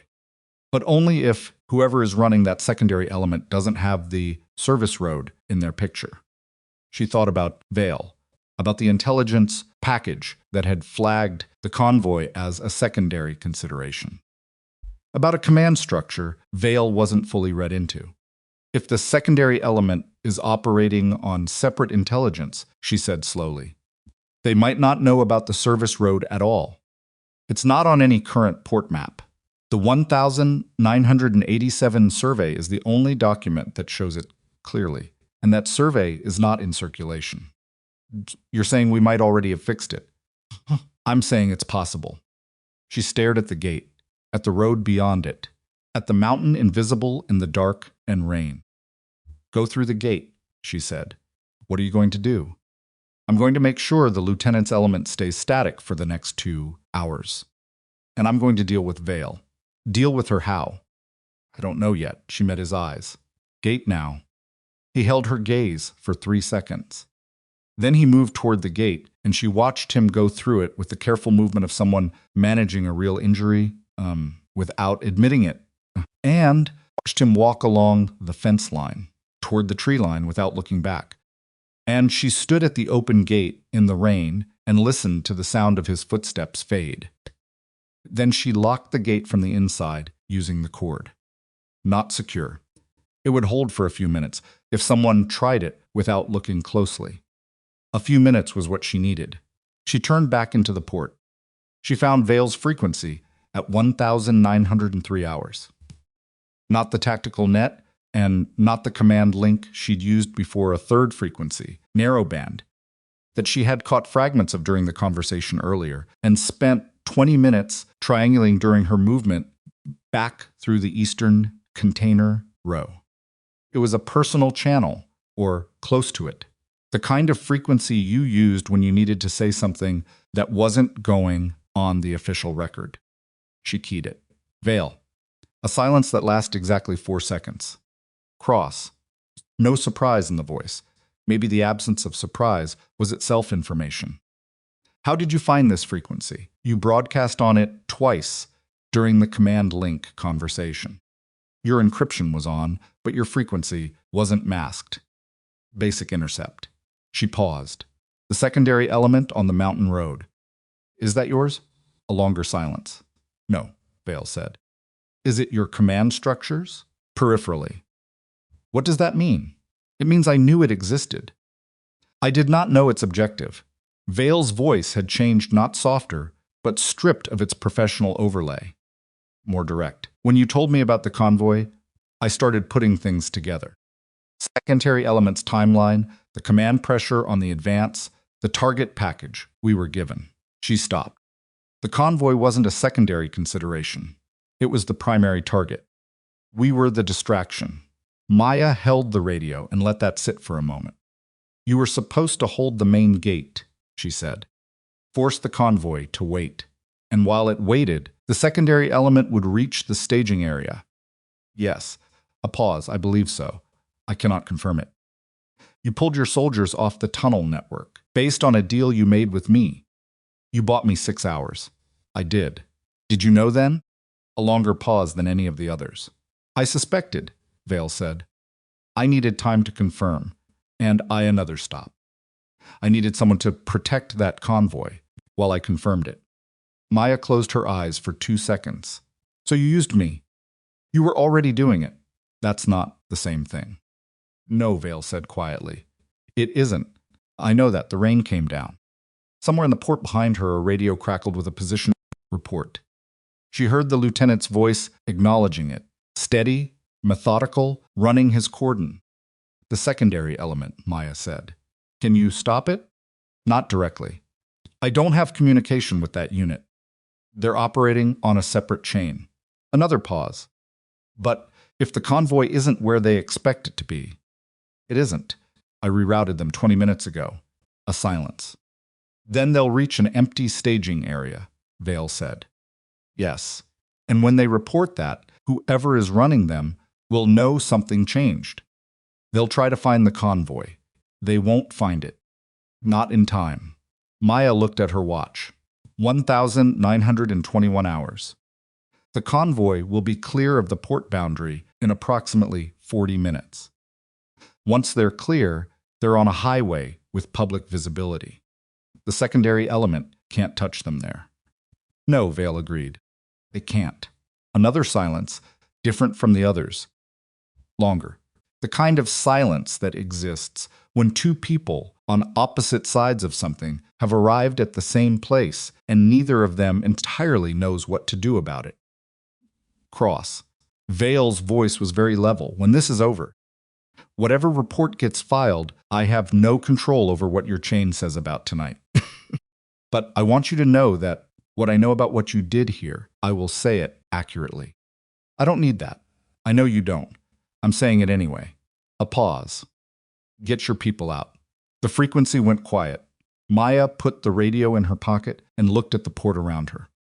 The container yard, the warehouses, the processing plant, with its collapsed tunnel section, still sending up a thin haze of concrete dust. The dock lights reflecting in the puddles, 200 and something soldiers holding a cordon around a ghost who had run out of room but hadn't run out of time. She had 40 minutes. She went to work. The last active decoy she had was not an object. It was a sound. She found to sought the position she wanted in the eastern container row, a gap between two containers that created a natural echo chamber when noise was introduced from the correct angle. She had identified it during her initial prep and marked it as a contingency. She set her radio receiver to open broadcast on the enemy tactical frequency, volume at maximum, wedged between the containers facing inward. She keyed a 4-second burst of static through it, the kind of pattern that would sound, at distance, like a radio operator, moving and transmitting simultaneously. Then she moved 200 meters south and waited. The response came in 3 minutes, a patrol redirect, 2 teams moving toward the echo chamber from the north and west. The lieutenant's voice on the net, controlled but with an edge she hadn't heard before, is confirm contact. Do not fire until you have visual. I repeat visual confirmation before engagement. He was protecting her. She wasn't sure what to do with that. She moved while the patrol converged on the decoy. She moved south toward the port's main gate. She moved south toward its main, not because she intended to leave through it, but because the southern approach to the gate had a sight line to the eastern service road that she needed to verify. She needed to see the convoy. She reached it at 1,938 hours. She pressed herself into the shadow of the gate housing and looked east. The convoy was moving. She could see the first 4 vehicles, the running lights kept low, spacing tight, moving at a careful pace along the service road. They were not visible from the cargo yard. The container wall blocked the sightline completely. She watched the lead vehicle nose around the southern corner and disappear onto the port's exit road. She let out a breath she had been holding for approximately 14 hours. She counted vehicles, 1, 3, 5, 7, 9. The convoy was longer than she'd mentally pictured 31 vehicles total, a mix of medical transport, support, trucks, and what appeared to be 2 generator vehicles at the rear. They moved in a slow, careful line, and she could see in the measured pace of the drivers the knowledge of what they were carrying, not cargo, but people who couldn't absorb a hard stop or a swerve. She counted to 19, and her radio crackled. Cross. Delaney's voice tight. We have a problem. Vehicle 22. Medical transport. Rear axle. It's the road surface. We hit something, and the axle is making a noise I don't. How bad? I don't know. The driver says it's pulling left. It might be nothing, or it might. Keep it moving, she said. If it fails, we consolidate patients into adjacent vehicles. How far are you from the port boundary? Lead vehicle just crossed. We've got maybe 20 minutes for the full convoy to clear. Keep it moving, Captain. Cross out. She looked at her watch. 1,941 hours. 19 minutes. She heard boots on the concrete behind her. She was already turning, carbine coming up, when she processed what she was hearing, not the tactical cadence of a search team, but a single set of footsteps, moving without concealment, crossing the open ground between the cargo yard and the main gate with the deliberate slowness of someone who didn't want to be shot. She put the carbine on him. The lieutenant stopped. He was younger than she had imagined from his voice. Mid-30s, maybe, with the weathered look of someone who had spent significant time outdoors in hostile climates. He was wearing rain gear over his tactical vest, no helmet, hands visible, and away from his body. He was looking at her carbine with the calm focus of a man who had been on the receiving end of weapons before and had developed a way of processing it. He said, "I'm not armed." She kept the carbine on him. That's not something an armed person would say differently. No. A pause. It's not. He tilted his head slightly, looking at her. How many are you? She said nothing. I told Vale I thought you were alone. She didn't believe me. Another pause. I believe me now. She kept the carbine level. The convoy, he said. Is it clear? She said nothing. He looked at the gate. He looked at the service road, which was invisible from his angle, but whose existence he clearly now understood. He looked back at her. I'm going to tell my element that we have a complication on the eastern perimeter, he said. I'm going to keep them on the western approach for the next 15 minutes while I investigate. That's what I can give you. She stared at him. Why? He was quiet for a moment. The rain fell between them, and the dock lights behind him put his face in a half shadow that made him look like he was standing in two different situations simultaneously. Because you fired for 12 hours in this port and didn't kill anyone, he said. And I want to know what's in that convoy, badly enough to give you 15 minutes to get it clear. You know what's in it. Veterans, he said. Injured. On life support. He paused. How many? 2,127. He absorbed that. 15 minutes, he said again. She looked at him over the carbine. She made a decision that she knew was not purely tactical and might be wrong, and made it anyway. 12 minutes, she said. And then you do what you have to do, and so will I. He nodded. He turned and walked back toward the cargo yard. She watched him go, and she was aware that she was watching him and not tracking potential threats, and that this was a lapse. But she watched him anyway, because there were moments when you watched something and knew you would carry it for the rest of your life, whether you wanted to or not. Then she turned to the service road. She keyed the radio. Convoy lead, status over. 26 vehicles clear. 5 remaining. Vehicle 22 is holding together. Barely. Over. Copy. You have 11 minutes. Over. Cross, who gave you 11 minutes. Over. She thought about the lieutenant walking back across the cargo yard in the rain. Just drive, Captain. Out. The last 5 vehicles cleared the port boundary at 1,959 hours. She knew because Delaney told her, his voice carrying something she had never heard in it before, not quite relief. Because relief implied a loosening, and what she heard was more like the opposite, a tightening. The sound of a man who had been holding something very carefully for a very long time finally allowing himself to know that he hadn't dropped it. All vehicles clear, he said. All patients accounted for. We're on the highway. Over, she said. Copy. She was crouched at the fence line, her back against a post, rain dripping steadily from the post's cap onto her shoulder.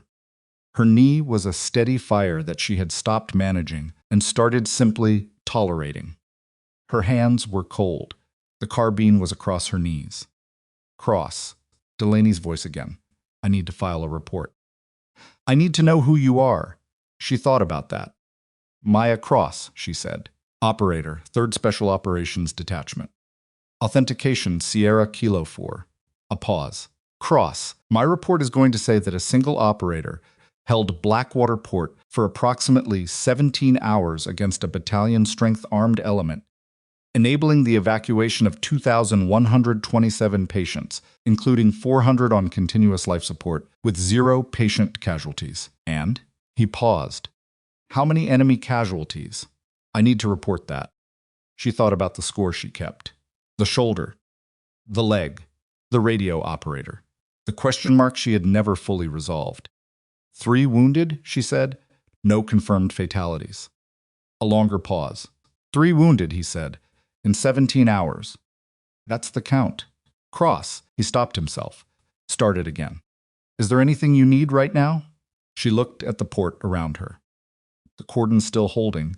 The lieutenant back at the command vehicle, doing whatever he was doing.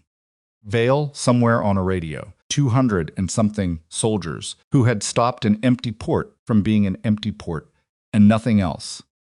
I'm walking out now, she said. West Ridge. I have an emergency beacon. Over. Copy. I'll have medical standing by. Over. Just a truck, Captain. I'll walk to the truck. She clicked off. She put the radio in her kit. She checked the carbine one final time habit, not necessity, and then she slung it and stood up and looked at the western perimeter. The fence there was lower than the eastern side, and the erosion damage she had cataloged during her prep had undermined 2 posts, enough that the chain link bowed outward under its own tension. She worked the wire with her climbing anchor, pulling the bottom section away from the ground strut until there was a gap wide enough to roll through. She rolled through it. She stood on the far side of the fence and looked back at Blackwater Port. The dock lights were still on. The drones were still flying. The soldiers were still on their cordon. From outside the fence, in the dark and rain, it looked like what it was, an occupied facility, controlled, buttoned down. She turned away from it and started walking toward the ridge. She found Voss at the tree line. He was sitting on a fallen log with his jacket off, and in the ambient light from the port behind her, she could see that the debris hit from the tunnel had done more than tear the jacket. His upper back and left shoulder were a mess bruising that had already gone deeply purple, and a 3-inch laceration that he had attempted to manage with what appeared to be a torn strip of his shirt and a level of success that was not impressive. She sat down beside him without a word and opened the trauma pack. "The convoy is clear," she said. "I heard. He had her radio." She hadn't noticed him take it. "Delaney's a good man. He held them for 17 hours. You gave him something to hold for." She didn't respond to that. She was cleaning the laceration with what was left in the trauma pack's antiseptic supply. Not enough, but better than nothing. He didn't make a sound. "The secondary element," he said. "They'll reach the staging area and find it empty." "Yes, and then it becomes someone else's problem." She taped the wound closed with the last of the butterfly closures. "Vale is going to make a report. Whatever she puts in it, I don't know. But she said she'd be accurate. Do you trust her?" She thought about it, honestly. "I trust that she calculated the right outcome and worked toward it," she said. "Whether that's the same as trust, I haven't decided." He made a sound that was almost a laugh. "That's a very Voss answer. I wonder where I learned it." She finished with the wound and sat back. Her knee was throbbing with a consistencies that had become its own kind of background noise. She reached down and pressed the lateral side and felt the ligaments protest a deep, rolling ache that told her the morning was going to be significantly worse than the night. "Your team is going to want a debrief," he said. "I don't have a team right now." "Regional command, then." "Yes, they're going to ask why you stayed." She looked at her hands, the dried blood on the palm from the wire graze. The tremor in the left index finger that had started around hour 14 and hadn't fully stopped. The cold that had moved from her skin inward. The kind that meant she needed warmth and food and sleep in that order. "Because someone had to," she said. "That's what you'll tell them?" That's what happened. He was quiet for a moment. The rain had finally lightened enough to feel like mist rather than weight. Through the tree canopy she could see the port's dock lights, and beyond the port the darkness of the ocean. And somewhere above the cloud cover, the sky was beginning to differentiate itself from black into something dark than dark, but not quite the same as dark, which was its way of suggesting that morning was coming. "They'll ask about your unit," he said. "Harlan leaving you." Harlan followed his orders. "Maya." "He did," she said. "He made a call, and it was defensible. He didn't have what I had." "What did you have?" She put her hand in her breast pocket. She touched the worn canvas cover of the field journal. She thought about the service tags against her sternum. "The right information at the right time," she said. He looked at her for a moment with the expression she had never been able to fully catalog. Not pride. Exactly. Because Voss was allergic to sentimentality. Not approval, because approval implied some deficit being overcome. It was something that lived in the space between recognition and grief. The face of a man who was watching something he built become something he could no longer contain. "You know what Regional Command is going to find when they audit this operation," he said. "I know. They're going to find a single operator with no authorization, no backup, no communication with her chain, running a 17-hour interdiction, with 0 fatalities and a full evacuation. That doesn't automatically cover the other parts." "No," she agreed. "It doesn't." She stood up. Her knee objected loudly, and she let it object and stood anyway. She reached down and gave him her hand, and he took it, and they stood in the tree line at the edge of the western ridge, and looked at Blackwater Port together. They're going to classify this," she said. "Whatever gets filed the operation, the numbers, the second element. It goes into a drawer, probably. And nobody who wasn't there will know what happened. Probably." She thought about 2,127 patients on a highway in the dark, moving toward a place with power and warmth, and the people waiting for them. She thought about the convoy's running lights, small and careful, making their way up the mountain route. She thought about Vehicle 22 with its complaining rear axle, holding holding together through stubbornness or luck or both. That's fine, she said. Voss looked at her. They're clear, she said. That's what matters. He was quiet for a moment. He looked old in the pre-dawn light in a way he hadn't looked before tonight, and she registered it with the particular sadness of someone watching time work on a person they don't want time to touch. Come on, she said. Your truck is on the road. My truck runs badly. I know. I can hear it from 200 meters. He made the sound that was almost a laugh again. I'll get it looked at. You should have gotten it looked at 6 months ago. They started walking. The ridge was uneven ground, wet and dark, and she went ahead of him to check the footing, and he followed without being told to, which was new. An hour ago, he would have argued. She filed that away as information about the injury's actual severity, and said nothing about it. Her radio crackled once, softly. She pulled it out. The battery indicator was blinking final reserve. The transmission was from Delaney Cross. All patients are stable. We're 40 minutes from the facility. I don't know how to. The report I'm going to file is going to say what it says. But I want you to know that every person in this convoy we know. Over. She held the radio for a moment. She keyed it. Copy, she said. Good driving, Captain. Out, she put it away. They walked. The port's lights grew smaller behind them, and the sound of it, the drones, the radio traffic, the 200 and something soldiers doing what soldiers do when the crisis has passed and the night is very long, faded into the sound of the rain and the ridge and their own feet on wet ground. She put her hand in her breast pocket and touched the journal. She thought about what she was going to say to Regional Command. She thought about Harlan, wherever he was, and what his report would contain, and whether his version of the night would match hers in any meaningful way. She thought about Vale and the careful intelligence officer's calculation that had, despite everything, landed on the right side.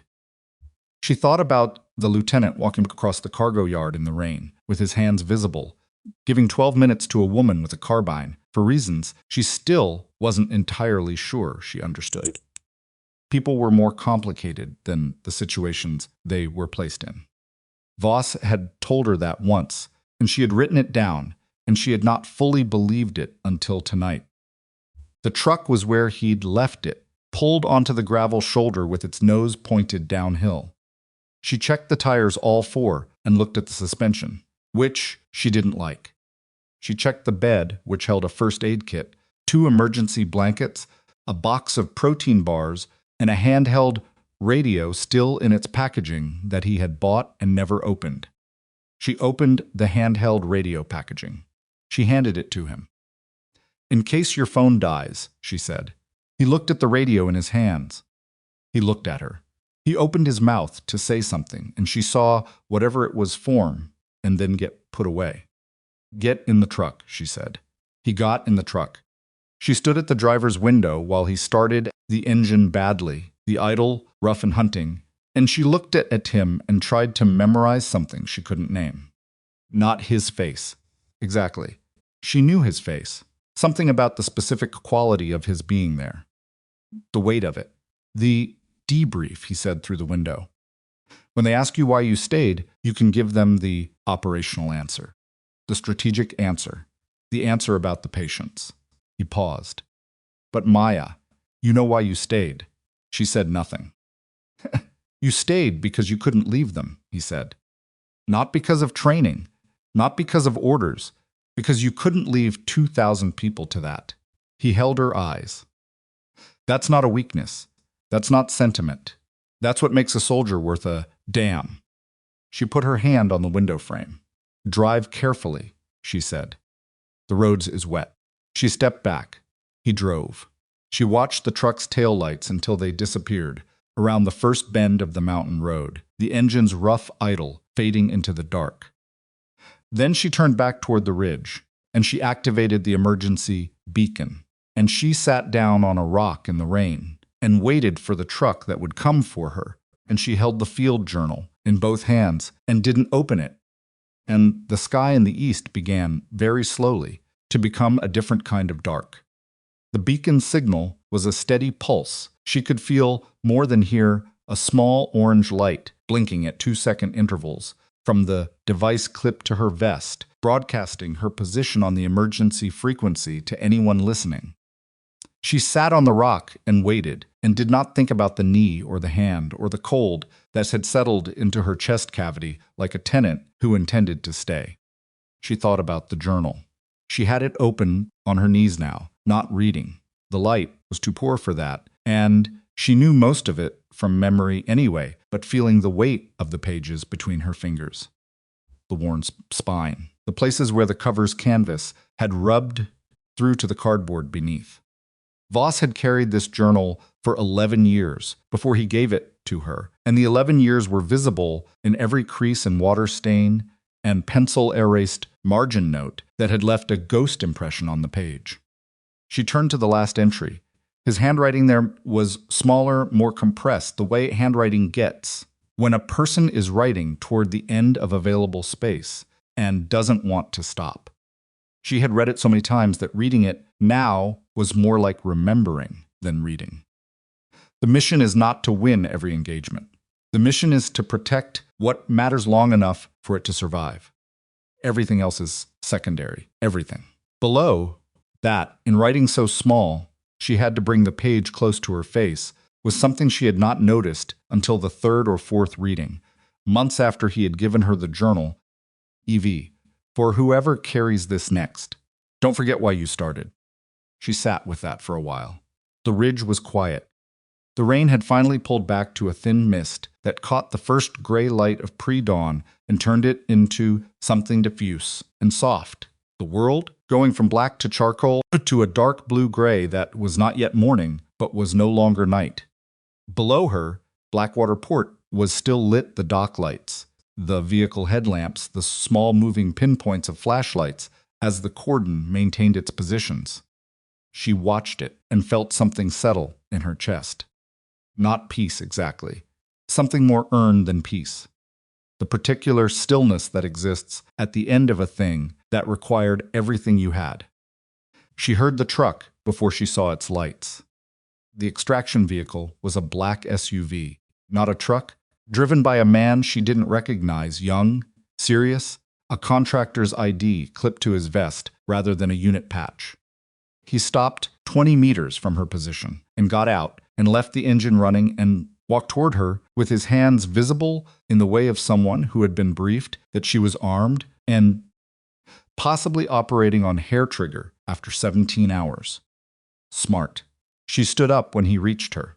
Her knee made its position extremely clear on the transition from sitting to standing, and she absorbed it without letting it reach her face. "Operator Cross?" he said. "That's me." He looked at her.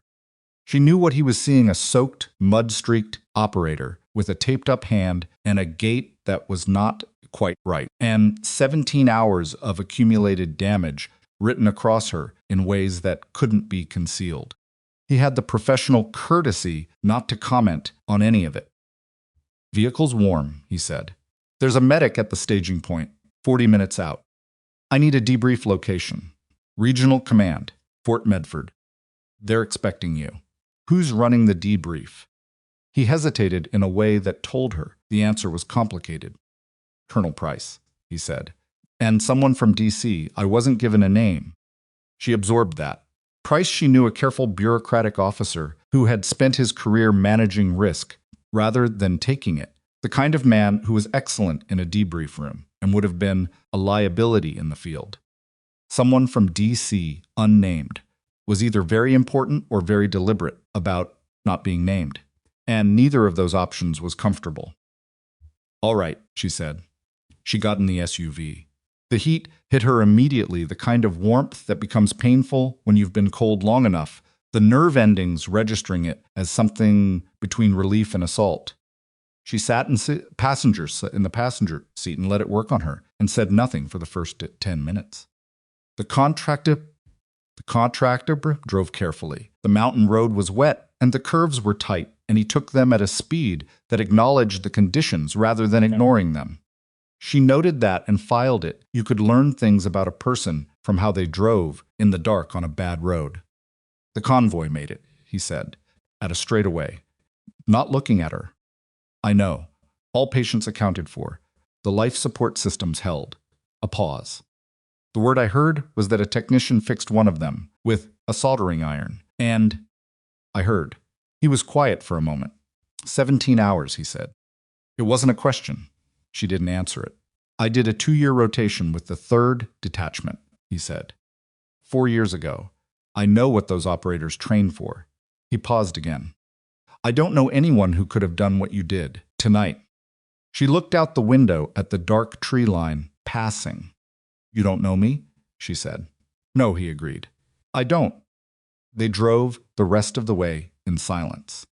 Fort Medford's Regional Command Center occupied a converted industrial building on the southern side of the base brick exterior, unremarkable, the kind of building that was designed to not attract attention and had succeeded so completely that most people on the base couldn't have pointed to it without a map.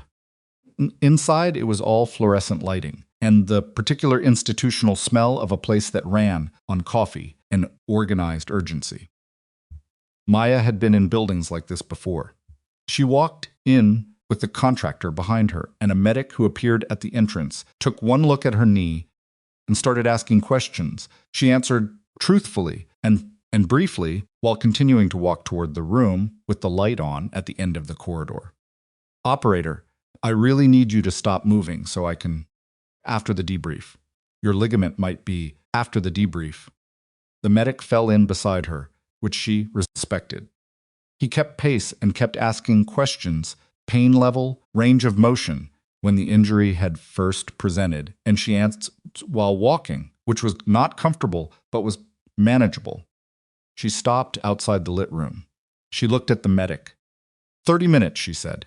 Then I'm yours. He looked at her knee. He looked at her face. He was young, mid-20s, the kind of young that still showed in the corners of his eyes, and he was working through the professional calculation of whether to push back. He handed her a compression bandage. Wrap it before you go in, he said. It'll at least stabilize it. She took it. She wrapped it in the corridor, standing on one foot with her hand on the wall in approximately 45 seconds. She handed him the empty packaging. She opened the door. Colonel Price was exactly as she remembered him. Compact, precise, the kind of man who ironed his uniform at 500 because disorder at the periphery led to disorder at the center, or so he believed. He was sitting at the head of a table with a recorder in front of him and a legal pad covered in handwriting that she recognized as preparatory questions. The woman sitting to his left was not military. Mid-40s, dark suit, the kind of haircut that cost money, and was designed to look like it hadn't.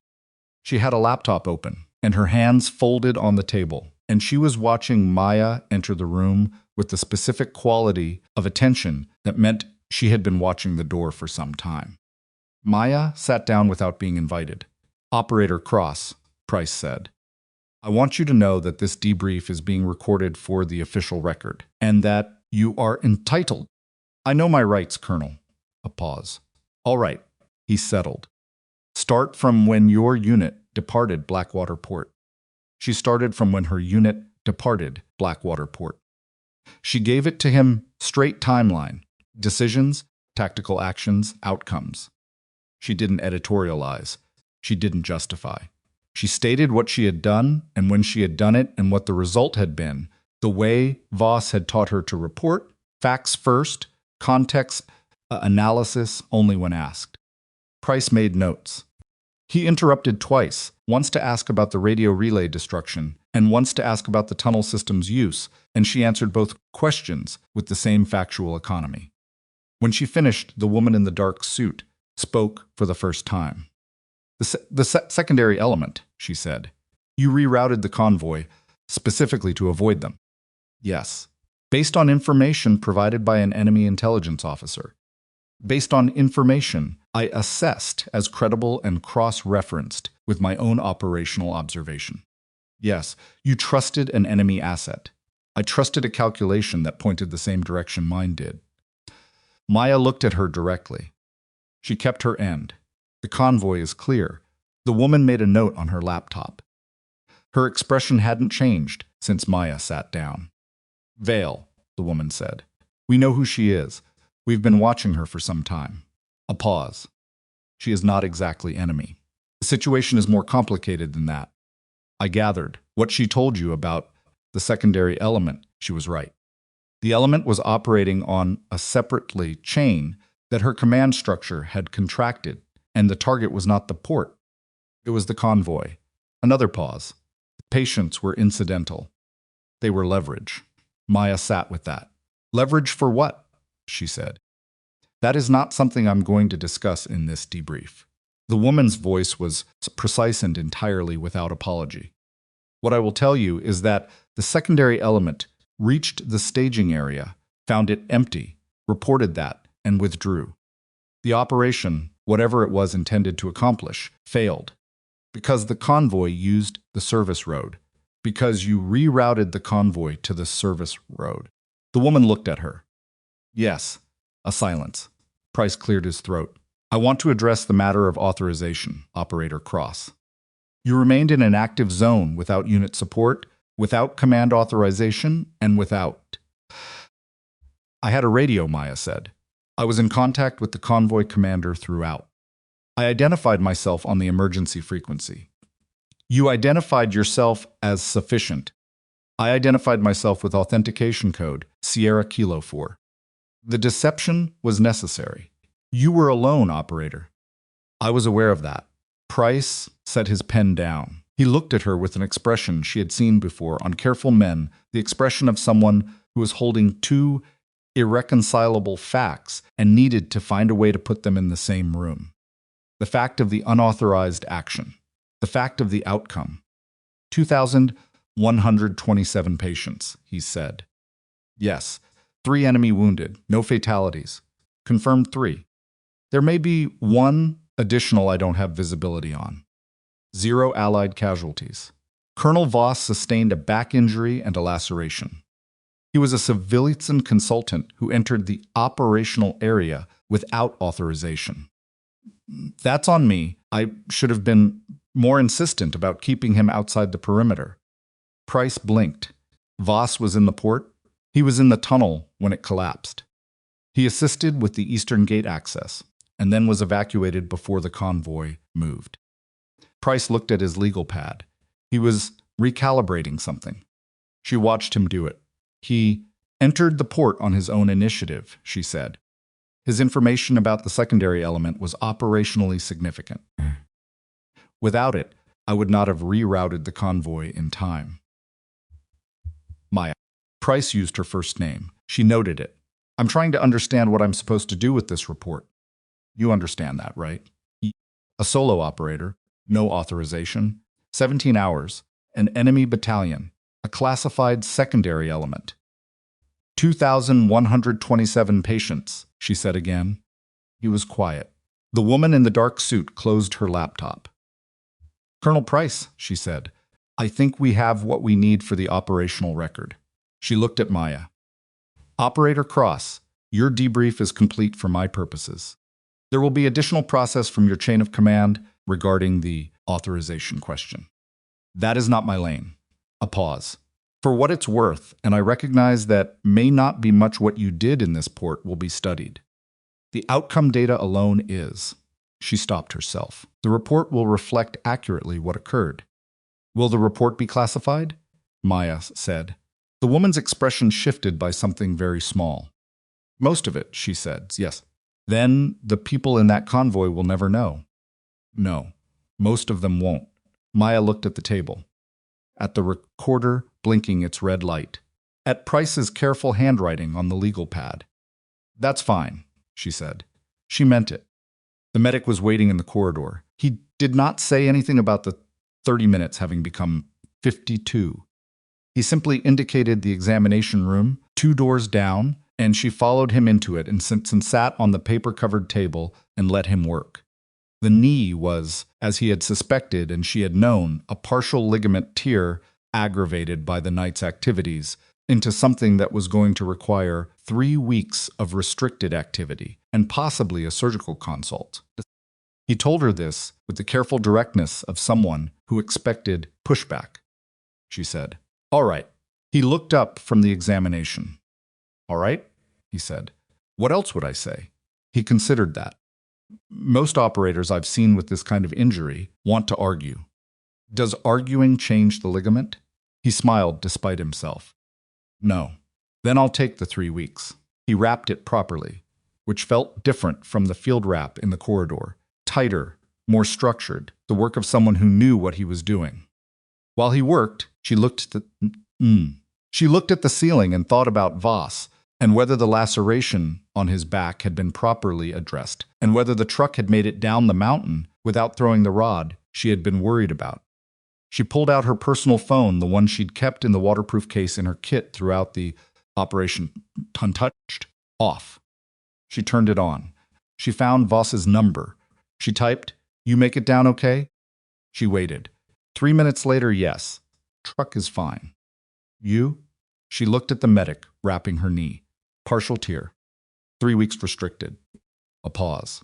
I know someone who could have told you that was coming. She almost smiled. The truck needs its idol looked at. A longer pause. I'll get it looked at. Maya. She waited. What you did tonight, write it down somewhere. Not for them. For yourself. She looked at the field journal sitting on the counter beside her kit. Worn green canvas. Corners gone through to cardboard. I have the journal, she typed. His response took almost a full minute. Then you have everything you need. She put the phone away. 6 weeks later, the official record of the Blackwater Port operation was classified at a level that removed it from any public or interagency database that operated without specific clearance. The event was logged internally as a delayed evacuation support action, a designation so pleasant and procedural that it generated no further inquiries from anyone not already read into this situation. Lieutenant Harlan's unit filed a report that accurately described the departure from the port, the radio contact with an operator identified as Cross, and the subsequent evacuation hold. Harlan requested a review of his decision to depart and was told by his commanding officer that his decision had been operationally defensible and that no further action was required. He read that, finding twice, and put it in his drawer and did not take it out again. Vale submitted her own report through channels that Maya was never identified in and never saw. What it contained was not made available to anyone in Maya's chain of command. The woman in the dark suit, in a conversation 6 weeks later that Maya was not present for, described Vale's report as the most honest document to come out of that operation. What happened to Vale after that was not information Maya was given, and she did not ask. The lieutenant whose name she eventually learned was Alexander Varda, a former officer in a professional military force that operated in the space between state and private employ, was not captured and was not charged with anything that made the report Maya was allowed to read. Somewhere in the classified portion of the record was presumably more. She filed a request for access. The request was denied. She did not file a second request because she had what she needed, which was the memory of a man walking across a cargo yard in the rain with his hands visible, giving 12 minutes to someone he could have shot. She thought about that sometimes. She thought about it the way you think about things that don't resolve cleanly, not with comfort, exactly, but with the recognition that the world was full of people making calculations, and some of those calculations, made by people you would never expect, landed on the right side. Elias Voss spent 4 days in a hospital in Portland while a surgical team addressed the laceration and what turned out to be 2 cracked ribs from the debris impact. Maya visited on the 3rd day. She brought coffee, real coffee, from a place she had researched specifically, not the hospital cafeteria, and she sat in the chair beside his bed, and they talked for 2 hours about nothing operational. About the truck, about the ridge in the dark, about a training exercise in 2019 that had gone badly wrong in a way that was funny only in retrospect and only barely. When she stood up to leave, he said, the debrief. How did Price handle it? As well as Price handles things. Meaning carefully and not quite correctly. Meaning carefully. He accepted that. The authorization question, he said. They're not going to pursue it. No. Because the outcome makes it difficult. Because 2,127 people are alive, she said. And the outcome makes it difficult. Both things. He looked at her. The hospital room was very quiet. The monitor beeped at its steady, medically reassuring pace. Outside the window, Portland in November was performing its usual gray study in persistence. Are you going back? He said. She thought about the question. About the third detachment and Harlan's defensible decision and the empty pier and the equipment thrown from a moving truck. Yes, she said. Good. You expected a different answer? I expected that answer, he said. I just wanted to hear it. She picked up her jacket. She stopped at the door. The journal, she said. He waited. The last page. There's a note for whoever carries this next. She looked at him. You wrote that before you gave it to me. He held her eyes. Yes, he said. You knew you were going to give it to me. I knew someone should carry it, and I knew it should be someone who understood what it was for. A pause. Not a trophy, not a relic, a working document. She stood in the doorway of the hospital room. I'll bring it back when I'm done with it, she said. No, he said. You won't. She understood what he meant. She walked out. 3 months after Blackwater Port, a training cohort of young operators at an undisclosed facility spent 2 studying an operation that had been stripped of identifying information, all names, locations, and organizational details changed or removed. They studied the tactical decisions, the use of terrain, the decoy methodology, the radio intercept technique. They studied the 17-hour timeline and the ammunition count and the wound record. Their instructor presented it without context. Other than this, it had happened. It was real. Every decision in it had been made by a single person in real time under conditions of complete isolation. One of the trainees asked the obvious question. Who was it? The instructor looked at the question for a moment. Someone who understood what they were protecting, Bay, she said. That's what the record says. That's not an answer. It's the only answer in the file. The trainee sat with that. The instructor moved on to the next slide. Maya Cross kept Voss's service tags on the cord beneath her shirt, against her sternum, for the rest of her career. She kept the journal in her left breast pocket, always the same pocket, always accessible. The canned soft swung further with each year till the cardboard beneath was visible at 3 of the 4 corners. She added nothing to it. It wasn't her journal to add to. But she read it. She read it the way you read things that were written for you before you knew you needed them, with the particular gratitude of someone who has discovered at the right moment that they were never as alone as they thought. The operation at Blackwater Port was never publicly acknowledged. No ceremony, no citation in any document that could be requested. No name on any record that anyone without specific clearance would ever see. 2,127 people went home to their families. That was the record that mattered. And somewhere in the file that nobody without clearance would read, beneath the operational logs and the intelligence assessments and Price's careful summaries, was a single line in Captain Delaney's after-action report that had survived every redaction because nobody had thought to remove it. 1 operator, 0 fatalities. Every patient cleared. That was all. It was enough. The strongest thing a person can carry is not a weapon. It's the knowledge of what they're fighting for. That's the difference between force and purpose. You'll know the difference when it matters, and it always matters.